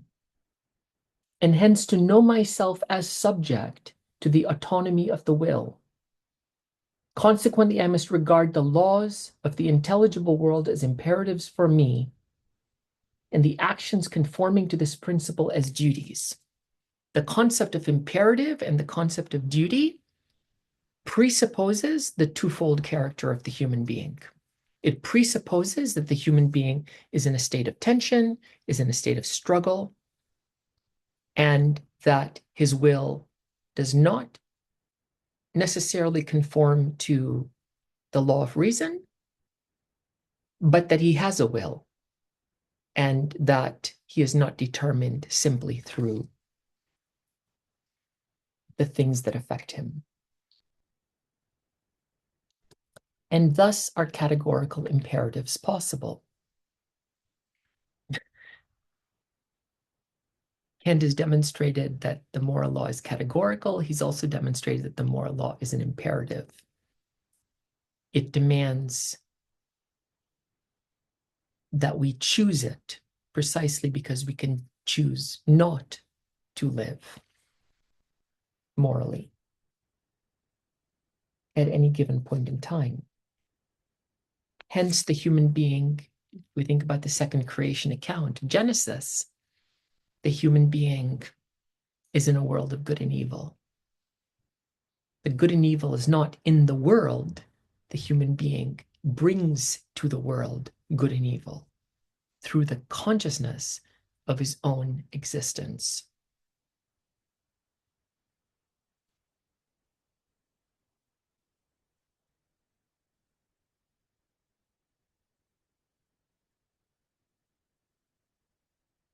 And thus are categorical imperatives possible, because the idea of freedom makes me a member of an intelligible world.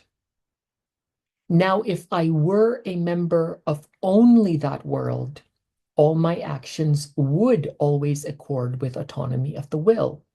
But since I intuit myself at the same time as a member of the world of sense, I cannot escape my senses any more than I can escape freedom. Kant is not indicating that because the senses belong to the lower world, somehow we can do without them, or somehow they are less necessary than the intelligible world. We cannot live without the senses. So they are both necessary.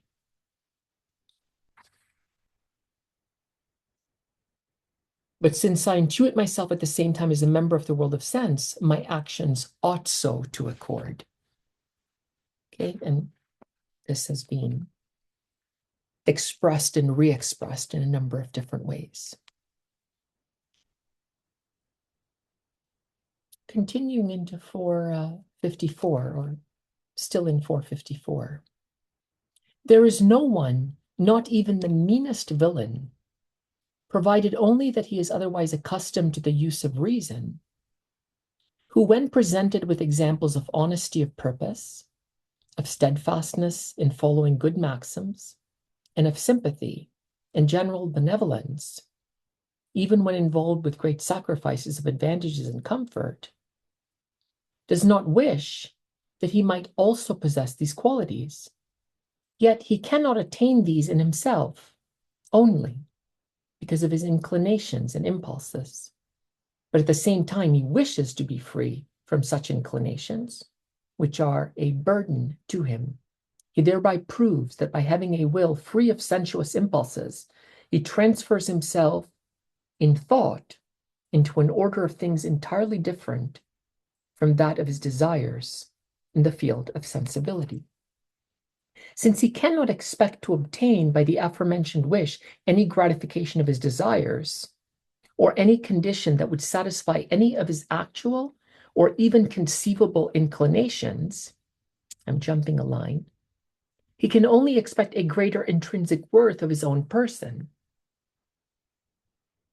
This better person he believes himself to be when he transfers himself to the standpoint of a member of the intelligible world, to which he is involuntarily forced by the idea of freedom, that is, of being independent of determination by causes of the world of sense.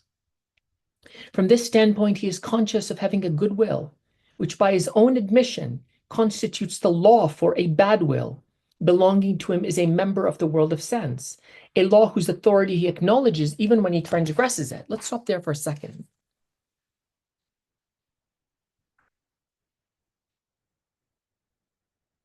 In order for me to say that what you have done is evil, I would have to have a standard on the basis of which I can judge what you have done to have been evil. I would have to have a moral standard. When Kant says goodwill constitutes the law for the bad will, what he is indicating is that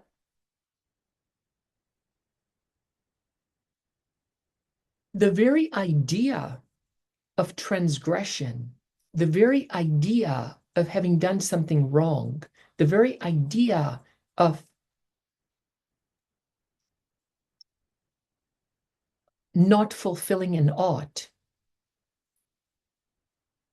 what it indicates is that the human being has a perfect standard on the basis of which he recognizes his or another's wrongdoing. This again takes one back to Descartes, who argued in the Meditations of First Philosophy that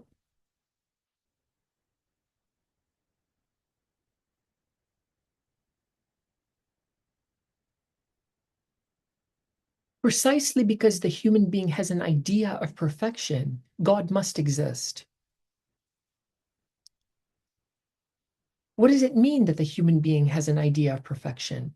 Well, it means that we recognize our errors. We recognize when we do something wrong. How could we do that if we do not have a standard on the basis of which we could recognize imperfection? We recognize imperfections. So the fact that we recognize imperfections, whether we're speaking about moral imperfections, whether we're speaking about imperfections in knowledge, maybe, that presupposes that we have a perfect standard, that we have a clear and distinct idea of perfection. And this is what he argues. We have a clear and distinct idea of perfection. Therefore, God must exist.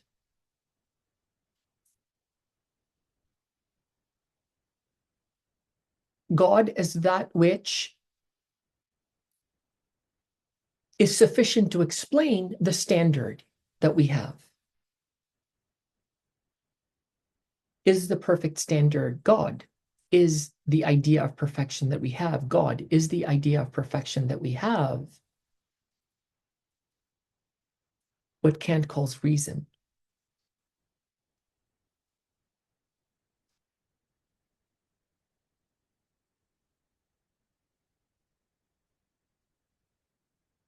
So Kant has argued in the lines that I read that there's no one, even the most crudest, the most evil, the meanest villain, who, when he is presented with someone who is honest, when he's presented with someone who's truthful, when he's presented with someone who respects himself, who respects others, who lives by a moral standard, who makes decisions based on reason and not on his own sense feeling, even the worst person who doesn't wish that he might be like him or he might possess those qualities. And I'm trying to think right now, if you had a criminal, a thief, professional thief, who was walking on the street one day and he saw another person drop her wallet or her purse, highly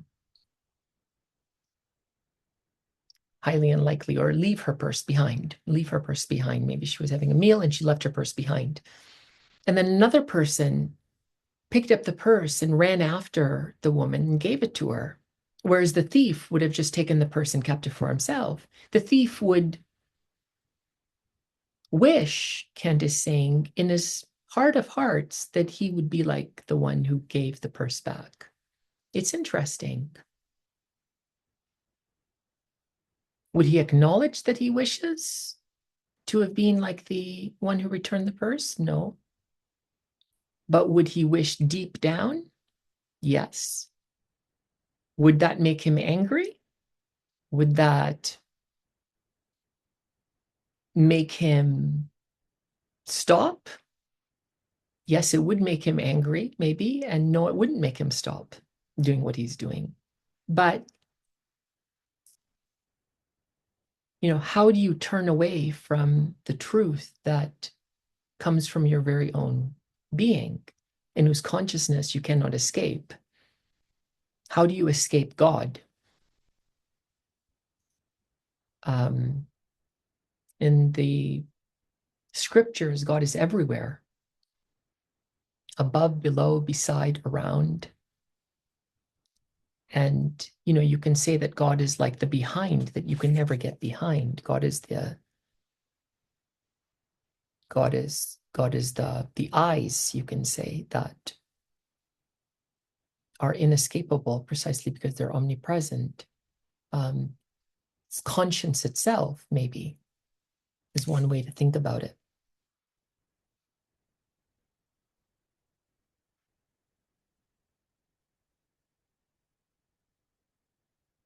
So the good will constitutes the law for the bad will, Kant says. A law whose authority he acknowledges even while he transgresses it. And Kant has indicated before that you can will the lie, but you can never will that the lie be universal. You can treat a human being as a means to your end, but you could never will that everybody treats human beings as means to their ends. You could never will to be treated as a means. And yet, in treating somebody as a means, that is what you are doing to yourself. Because the person that you're treating like a means is you. How can one help oneself if one harms other human beings who are like himself and upon whom he depends? And what is he saying when he harms another human being? What is he saying about himself? Kant's point is really, really interesting. The moral ought is therefore a necessary would insofar as he's a member of the intelligible world, and is thought by him merely as an ought, only insofar as he regards himself as being at the same time a member of the world of sense.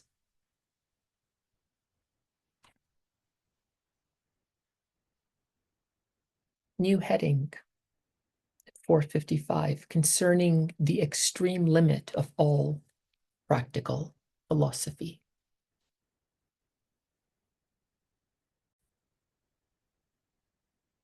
All men think of themselves as free, as far as their will is concerned. Hence arise all judgments upon actions as being such as ought to have been done, even though they were not done. But this freedom is not a concept of experience, nor can it be such, since it always holds. Experience, again, can only tell what has been, it cannot tell what must be.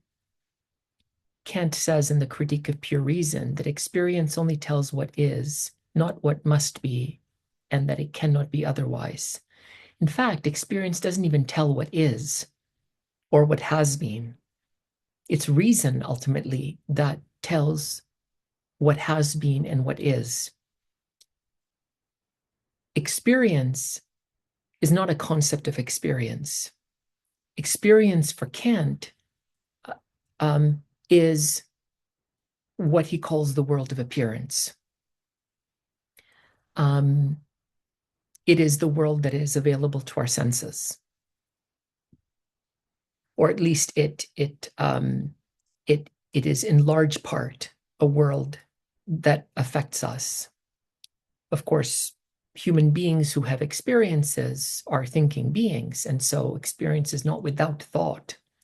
But generally speaking, Kant is going to understand the word experience to be the world of appearance, the world that can be explained in terms of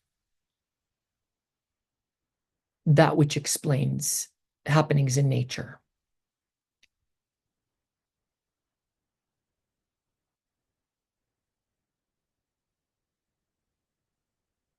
So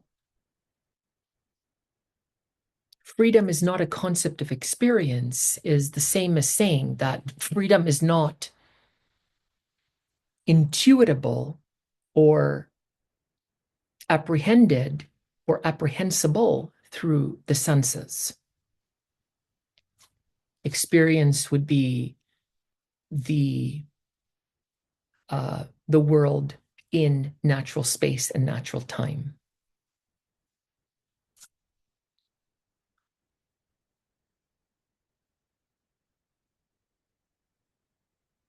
So freedom is not a concept of experience, nor can it be such, since it always holds. Even though experience shows the opposite of those requirements represented as necessary under the presupposition of freedom. Again, the impulses that affect us, the objects that affect us.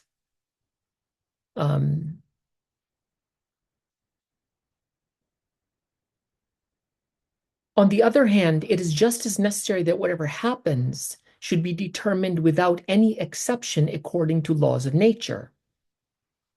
And this necessity of nature is likewise no concept of experience, just because it involves the concept of necessity and thus of a priori knowledge. In the Critique of Pure Reason, Kant is going to establish the a priori concepts of possible experience and the principles by which all objects of possible experience must conform. But those principles emerge from reason.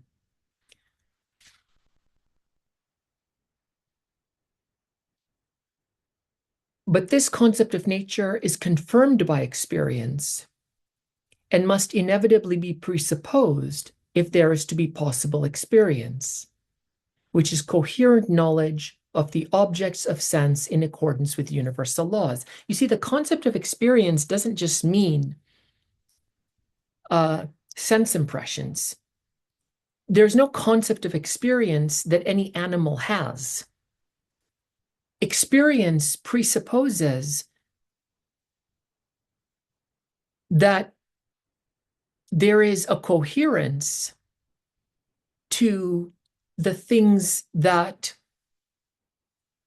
we experience. That when we drop a ball from the air, the ball goes down and doesn't go up. That when a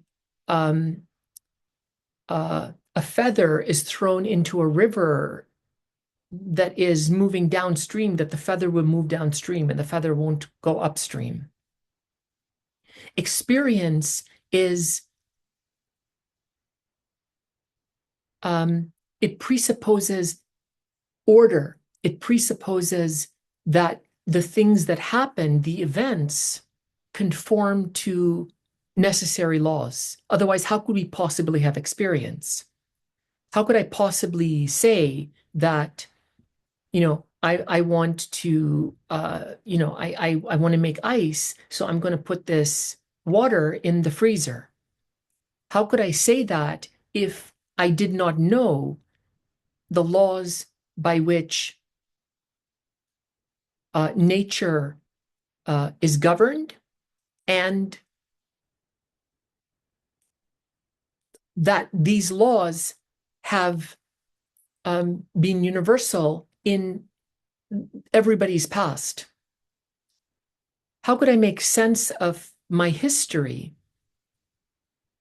if it was just a jumble of sense impressions? How could I represent to you my history as my history, a history that I can explain in ways that everybody will understand, if there wasn't some kind of universality to the experience that I'm sharing?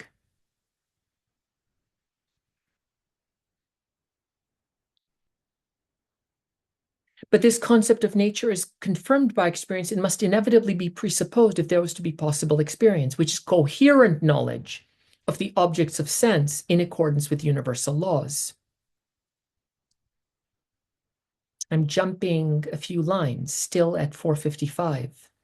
The freedom attributed to the will seems to contradict the necessity of nature, but there's no contradiction.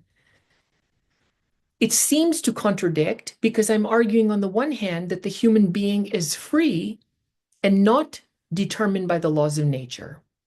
And I'm also arguing that nature is determined by necessary laws, and the human being belongs to that world.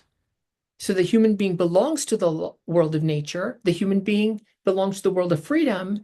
Freedom does not belong to the world of nature. And that seems to be a contradiction. But Kant says that in fact at 456, that it is just as impossible for the most subtle philosophy as for the most ordinary human reason to argue away freedom, and that no real contradiction will be found between freedom and natural necessity in the same human actions. For it cannot give up the concept of nature any more than it can give up the concept of freedom. It is a priori that human beings have a body. It is necessary and it is universal. The human being cannot exist without a body. And the body, while Kant says it belongs to the lower part of our being, it doesn't mean that it is less necessary. And even the language of lower part, Kant is clearly just indicating that in fact, the body is not the thing in itself. And the thing in itself as creator is greater than the appearance as created. And it's very interesting because when we think about the scriptures in the New Testament, Paul will define idolatry as worshiping the creature rather than the creator. In Kant's philosophy, it would be living your life on the basis of the natural instincts rather than on the basis of reason. That's idolatry. Worshipping money, worshipping power, worshipping your own wants and your own happiness, and not living in a way that conforms with what your humanity demands of you, your being human demands of you. And so Kant says, midway through 456, that both can coexist very well, both nature and freedom. Both are true. That the human being is free and the human being is not free. Both are true. 457, about 4 lines in. The just claim to freedom of the will, made even by ordinary human reason, is founded on the consciousness and the admitted presupposition that reason is independent of mere subjective determination by causes, which together make up what belongs only to sensation and comes under the general designation of sensibility. Again, just never repeats himself. He expresses the same idea, but it's always reworking through the complexity of what he has in mind. Reason is independent of mere subjective determination by causes, which together make up what belongs only to sensation and comes under the general designation of sensibility. Regarding himself in this way as intelligence, i.e., as independent of subjective determination of causes through sense, regarding himself in this way as intelligence, man thereby puts himself into another order of things. And when he thinks of himself as intelligence endowed with a will and consequently with causality, he puts himself into relation with determining grounds of a kind altogether different from the kind which he perceives as a phenomenon in the world of sense, as he really is also, and subjects his causality to external determination according to laws of nature. So now Kant has introduced another concept, the phenomenon. So insofar as the human being is determined in the world of sense through natural causes, he is a phenomenon. Insofar as he is a thing in itself, he is free from the determination in the world of phenomenon. He is, in the Critique of Pure Reason, a noumenon, the thing in itself. Kant doesn't use the word noumenon here. He uses the word the thing in itself, but let's see what he says. Now he soon realizes that both can and indeed must hold good at the same time, for there's not the slightest contradiction involved in saying that a thing as appearance belonging to the world of sense is subject to certain laws, while it is independent of those laws when regarded as a thing or being in itself. That man must represent and think of himself in this twofold way rests on the one hand upon the consciousness of himself as an object affected through the senses, and on the other hand, upon the consciousness of himself as intelligence, that is, as independent of sensuous impulses in his use of reason, and hence as belonging to the intelligible world. It's such a clear presentation.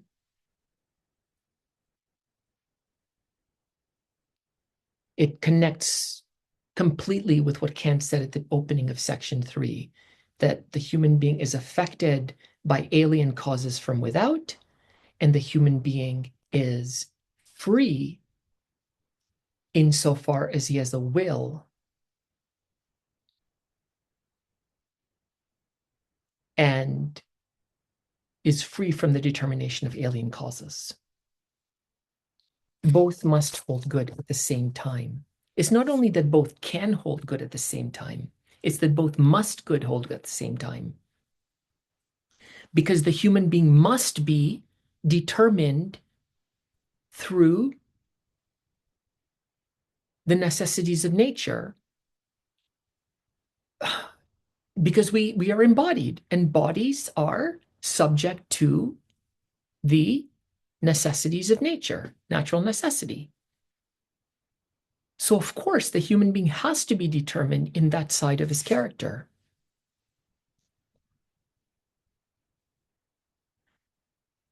Going into 458, just at the end of 457, consequently, incitements from inclinations and impulses, and hence from the whole nature of the world of sense, cannot impair the laws of his willing insofar as he is intelligence.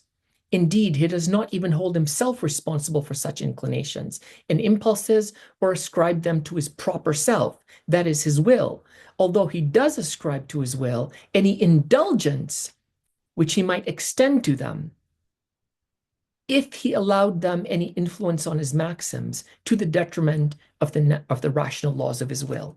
Nobody blames anyone for feeling certain ways. In the scriptures, Jesus doesn't blame anyone for wanting to strike his enemy. The blame comes with actually choosing to strike your enemy. Nobody blames anyone for feeling sentiments of revenge. The blame comes with acting on them. And why does Kant speak of the will as being the proper self? Because there is no possibility of thinking of anything at all in the world or out of it except a good will. Because the value of what we do consists in the will. It does not consist in the appearance. If somebody has seizures, and those seizures, say, if somebody has a seizure in the midst of a classical concert, and the classical concert has to be suspended, nobody blames the person for having a seizure. Because the person couldn't do otherwise. Or it would be a sick person who would blame that person. Now, people might have the sensation of being angry at the person, for whatever reason. Maybe they traveled from very far away, and and and they might know, they likely will know that their anger towards the person who has a seizure is totally unwarranted, and they're not to blame for feeling angry. They would be to blame if they were to in any way act on that, if it was to somehow manifest in their lives through the choices they make.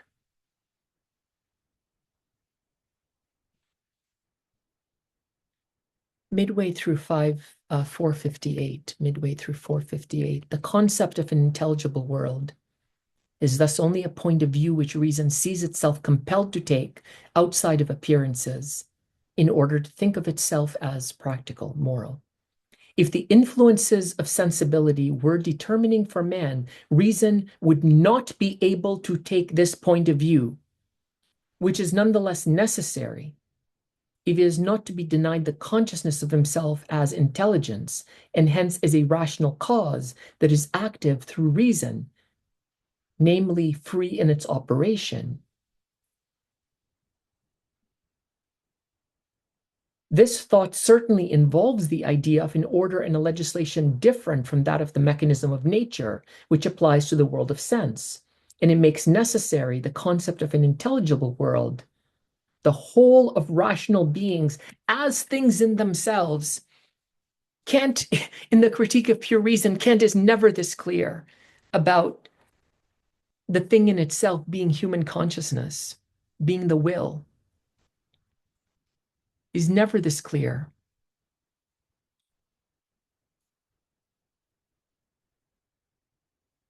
Now, if the senses were determining for the human being, reason would not be able to take this point of view of being independent of the senses. Another way of expressing this is that the human being would not be able to be self-conscious. The human being would not be able to think. The human being would not be able to will. The human being would not be aware of himself as having the power to choose if he was determined by natural necessity only.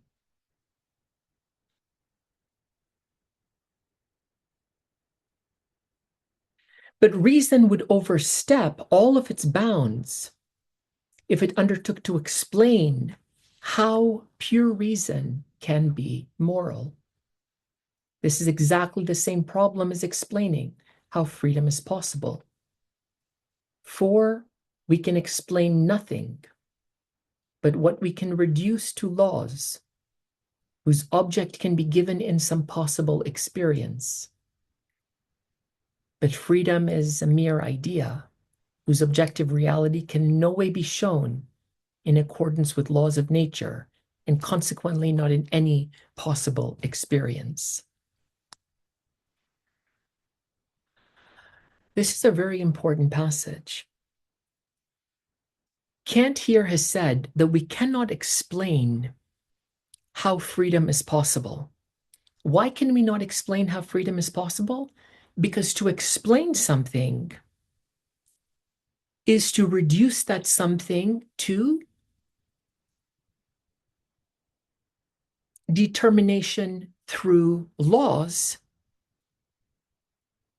whose object can be given in some possible experience.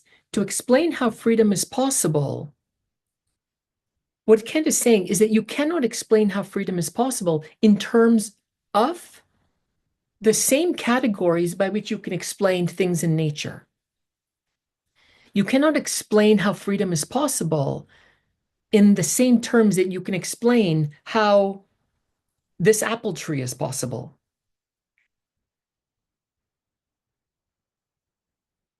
or how, this thunderstorm is possible. Because when I explain how this apple tree is possible or how this thunderstorm is possible, I'm understanding the event through its causal determination in the chain of natural necessity, the chain of causality. But freedom is independent of determination through alien causes, natural causes. So I cannot explain it in the same way as I can explain events in nature. But freedom is a mere idea, he says. It's a mere idea. It is the heart of what it means to be human. It's a mere idea that demonstrates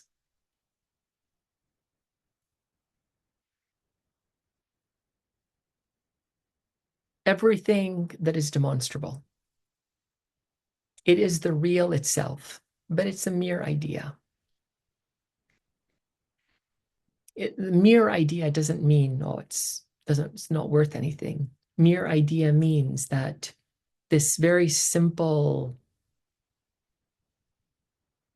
idea that human beings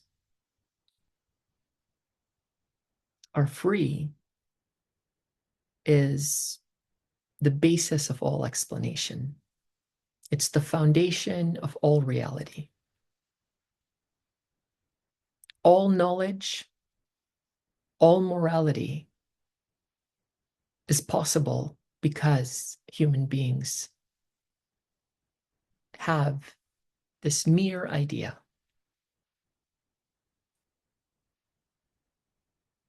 In the Bible, truth is very weak. We have Jesus in the New Testament just as a baby in a manger. And,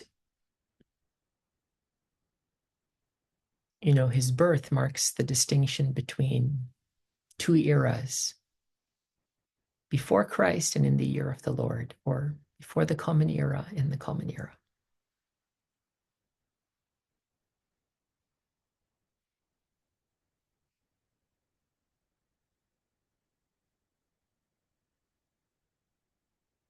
It holds only as a necessary presupposition of reason in a being who believes himself conscious of a will, that is, of a faculty distinct from mere desire, namely a faculty of determining himself to action as intelligence, and hence in accordance with laws of reason, independently of natural instincts.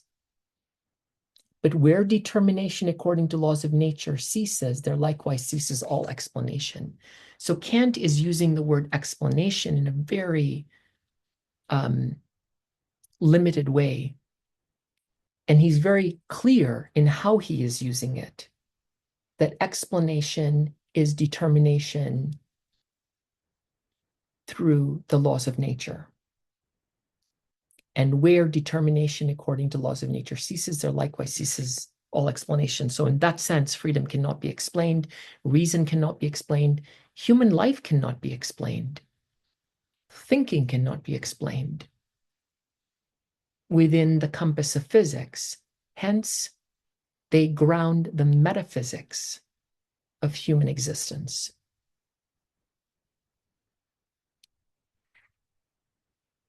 My original title for my dissertation was Thinking the Metaphysics of Existence as First Philosophy. And I was thinking about, the grounds or the foundation for human life. What are they? They can't be the body.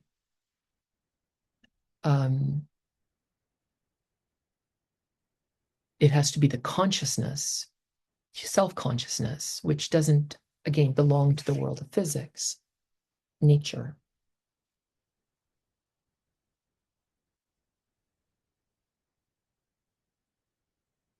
So those who boldly declare freedom to be impossible, Kant responds to these people. One can only show them that their supposed discovery of a contradiction lies nowhere but here.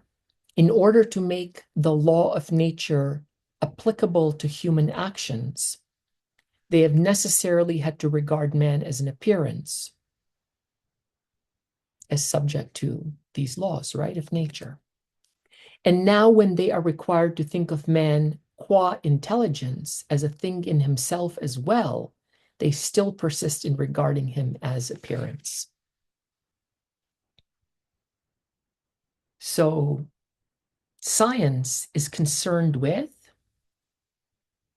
matter, understanding matter according to the laws by which all matter is governed. But when the scientist makes the assumption that as he studies things in nature, whether it's the stars, whether it's the planets, whether it's the atmosphere, whether it's the oceans, whether it's volcanoes, whatever, when he uses that same method to understand the human being, then he falls, or he can fall into error if he regards the human being as like the things that he has been studying.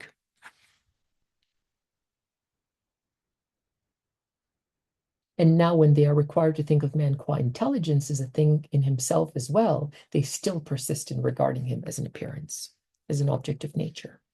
In that case, to be sure, the exemption of man's causality, that is his will, from all the natural laws of the world of sense would, as regards one and the same subject, give rise to a contradiction, if it were true. But this disappears if they would but bethink themselves and admit, as is reasonable, that behind appearances there must lie as their ground also things in themselves, though hidden, and that the laws of their operations cannot be expected to be the same as those that govern their appearances. It's incredible. In Plato, the thing in itself, again, was the reality that rendered all human life appearance, that rendered human life tragic, that rendered human life empty, that rendered human beings ignorant of that which they sought forever. It was opposed to, the thing in itself was opposed to everything that the human being could possibly think. The human being did not exist. The human being was for the sake of existence. The human being aimed at the good in itself, the thing in itself, immortality.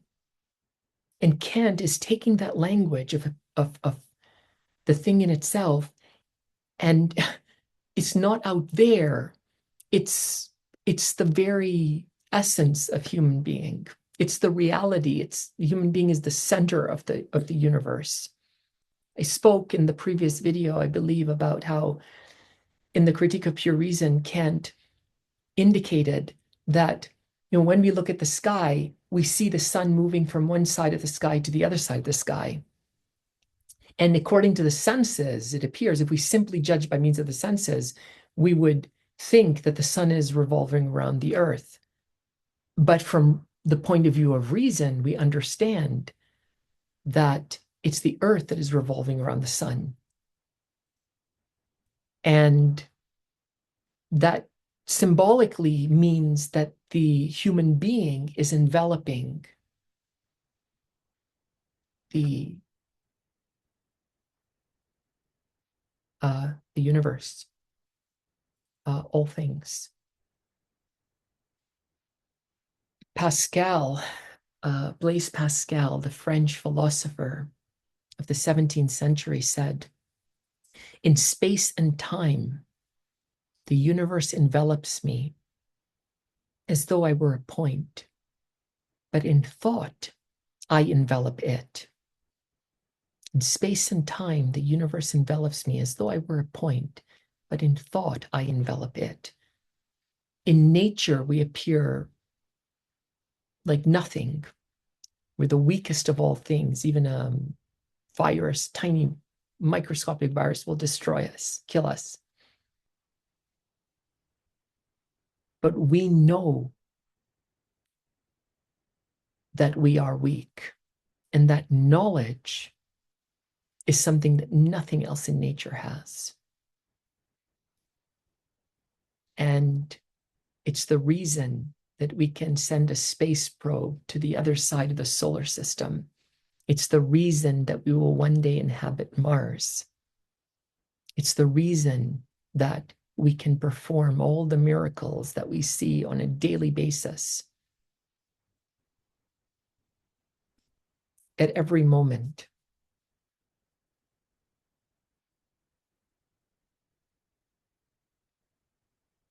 It's the axial point. It's the point that allows us to get the leverage to know everything that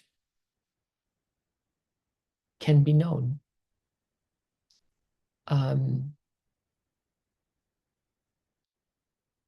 Descartes understood this leverage, what he called the Archimedean point.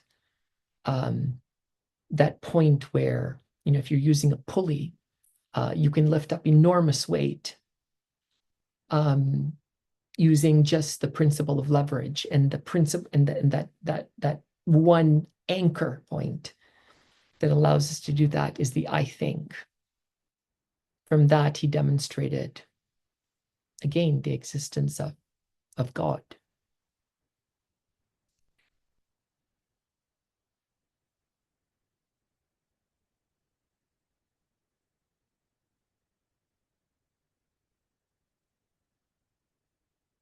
So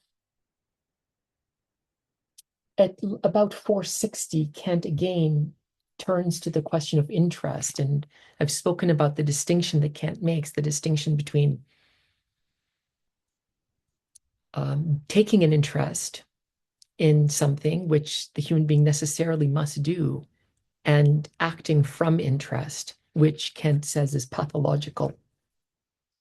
The subjective impossibility of explaining freedom of the will is exactly the same as the impossibility of discovering and explaining an interest which man can take in moral laws. Nevertheless, he does indeed take such an interest.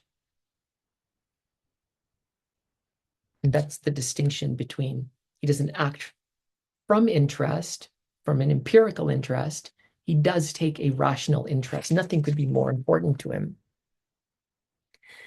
And later on in 460, Kant says, this much is certain. The moral law is valid for us not because it interests us, for this is heteronomy. I'm jumping a bit. But rather the moral law interests us because it is valid for us as men, since it has sprung from our will as intelligence, and hence from our proper self. The moral law is valid for us not because it interests us, for this is heteronomy. It's valid for us not because we get some kind of reward from it, not because we avoid some kind of punishment from it, but rather the moral law interests us because it is valid for us. The human being was not made for the law. The law was made for a human being.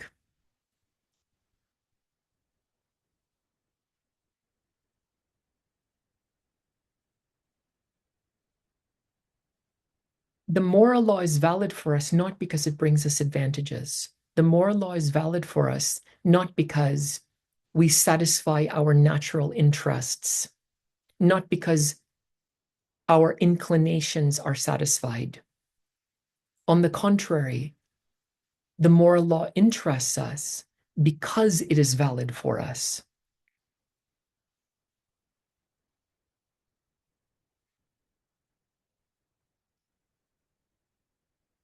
Because there is nothing more important from the standpoint of reason. So maybe another way of putting this is that the moral law is valid for us not because it satisfies our natural desire. The moral law is valid for us because it fulfills our rational interest.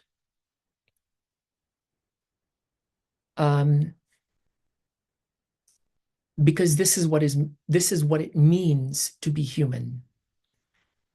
Because this is what, from the standpoint of reason, our higher self, this is what makes us human.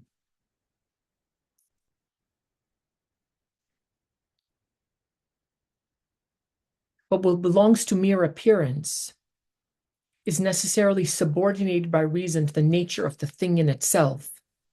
Thus, the question as to how a categorical imperative is possible can be answered to the extent that there can be supplied the sole presupposition under which such an imperative is alone possible, namely the idea of freedom. How is a categorical imperative possible? Well, if you try to explain it in terms of how you would explain how things in nature are possible, then it can never be explained. The only way that we can explain how the categorical imperative is possible is to examine the necessary presuppositions for our own thinking. What are the necessary presuppositions for our existence? What must be true in order for our existence to be what it is?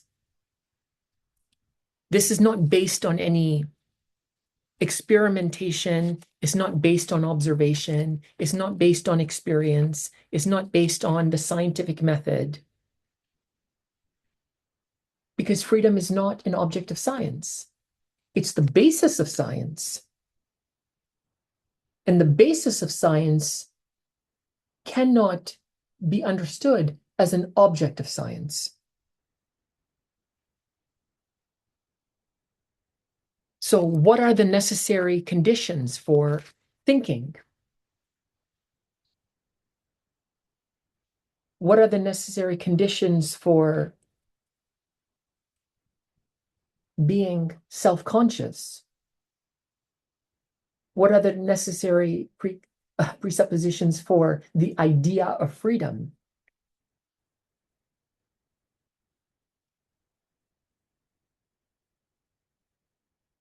Freedom. Freedom. So Kant's understanding of how a categorical imperative is possible, the only way to address that question is to examine the presuppositions for the categorical imperative. We know that the categorical imperative is possible because it's actual. We know that freedom is possible because it's actual. There is no possibility that freedom does not exist or that the moral law does not exist, because both freedom and the moral law are a priori. They are necessary. And it's just as impossible to deny freedom and the moral law as it is to deny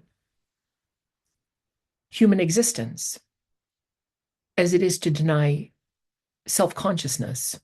So Kant will argue that there's no other basis for demonstrating the categorical imperative except a philosophical basis. And the philosophical basis is the basis of Kant's demonstration in the first section, the second section, and the first 3/4 of the third section.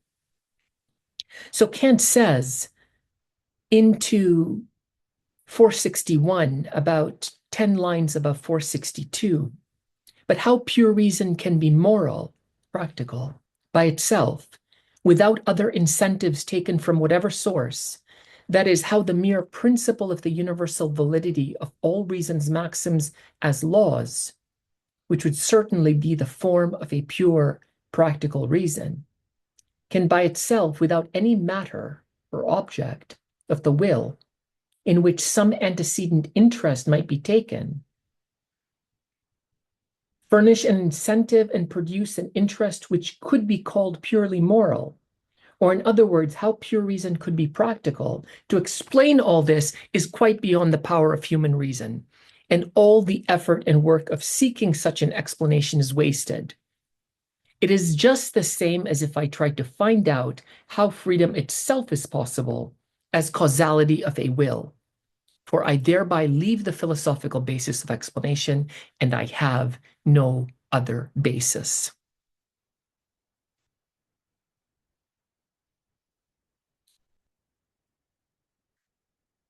So there is no possibility of explaining the categorical imperative on the basis of any incentive. And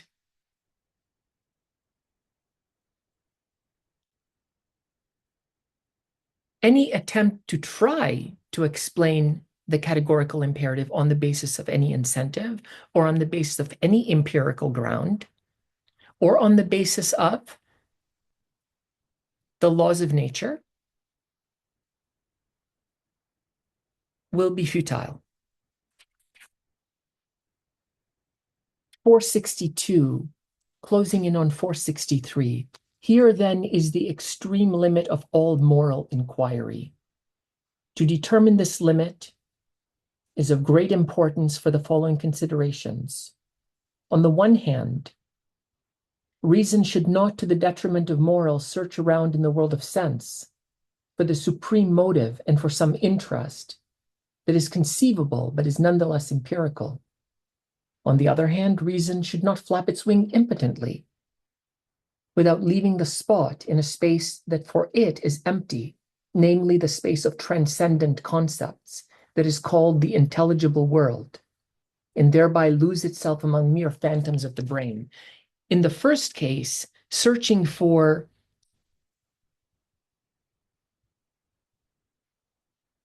motives and interests to be moral in the world of sense is heteronomy.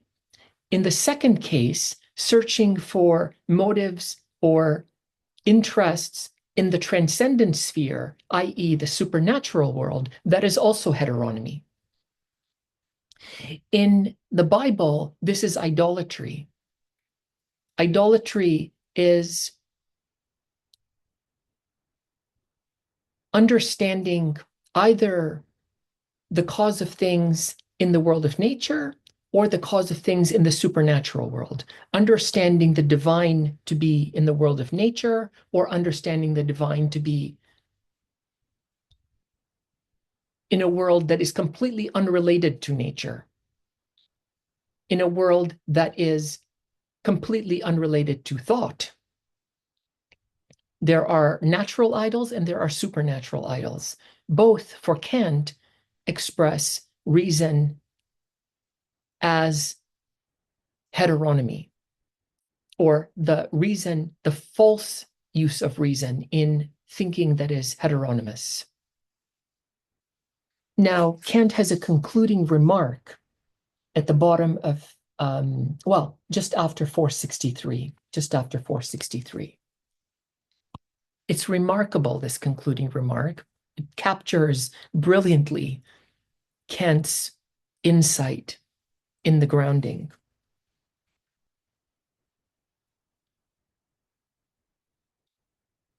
I'm jumping into the second line of the concluding remark.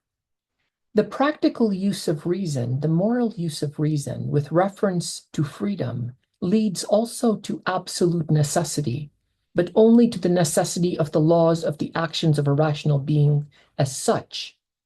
Now, it is an essential principle of all use of our reason to push its knowledge to the consciousness of its necessity.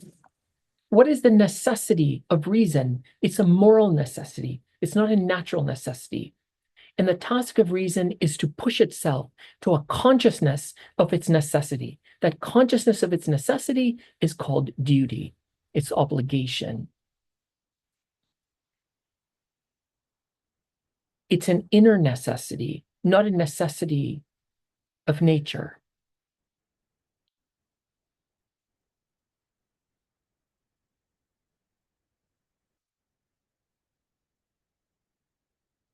The last 10 lines of the grounding. There is no fault in our deduction of the supreme principle of morality. Deduction here means justification. There's no fault in our demonstration of the supreme principle of morality. This is what Kant says he wants to determine the principle of morality that is a priori and that is the basis for action,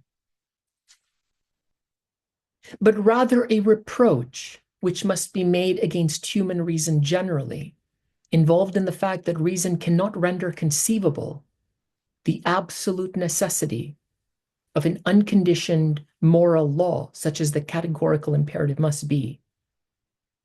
Reason cannot be blamed for not being willing to explain this necessity by means of a condition, namely by basing it on some underlying interest, because in that case, the law would no longer be moral. That is a supreme law of freedom. And so even though we do not indeed grasp the unconditioned necessity of the moral imperative, we do nevertheless grasp its inconceivability. This is all that can fairly be asked of a philosophy which strives in its principles to reach the very limit of human reason. Stunning. Kant ends the grounding by claiming that the moral law is inconceivable, that the one thing that we can grasp about the moral imperative is its inconceivability. What Kant means is that we cannot conceive of the moral imperative as being motivated by any condition. We cannot explain the moral imperative on the basis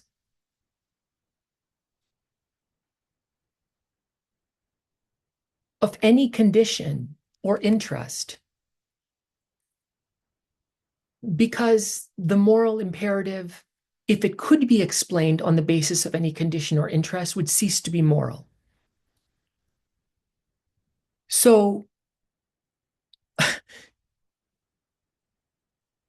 Kant is indicating that the moral law is inconceivable in terms of the categories that we use to conceive of things that are conditioned. It is inexplicable in terms of the categories that we use to explain the events in nature. And there is no explanation for freedom in terms of the laws by which we explain objects that are determined according to the laws of nature.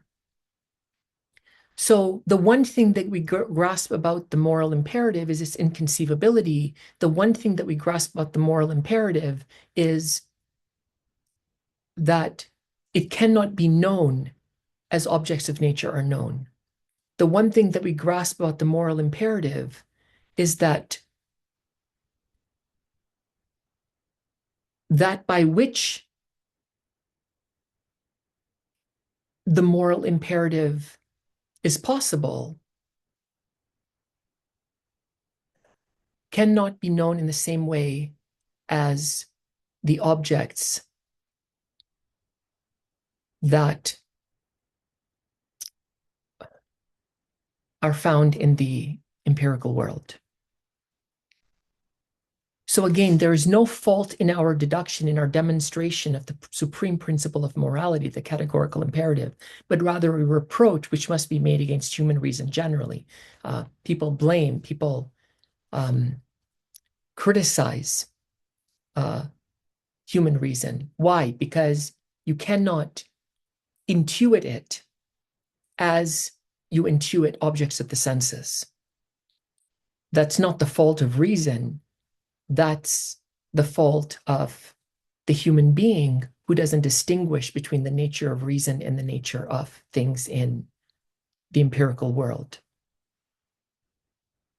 Reason cannot render conceivable the absolute necessity of an unconditioned moral law, such as the categorical imperative must be. Reason cannot be blamed for not being willing to explain this necessity by means of a condition. That's why it is not conceivable, because it cannot be explained by means of a prior condition that motivates the act. And so, somebody who is so rooted in his own self-interest and who doesn't think in any other way except how it will benefit him would think this is senseless, that a human being would actually act against what appears to be in his own self-interest, that he would deny the incentives or consider as unimportant the incentives that, the one who is acting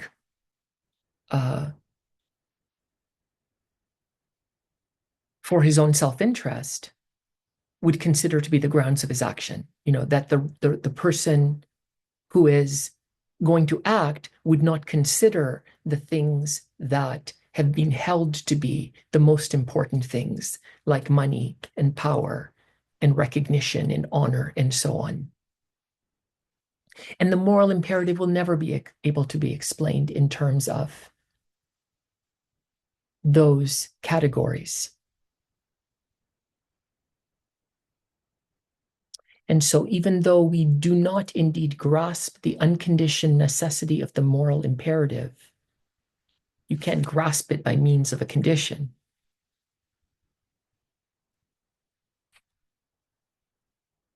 We do nevertheless grasp its inconceivability by means of a condition. This is all that can be fairly asked of a philosophy which strives in its principles to reach the very limit of human reason. Well, this brings to the end my discussion of the grounding. Thank you very much for your attention. My name is Mohammed Kimji. If you'd like to connect, you can find me on LinkedIn.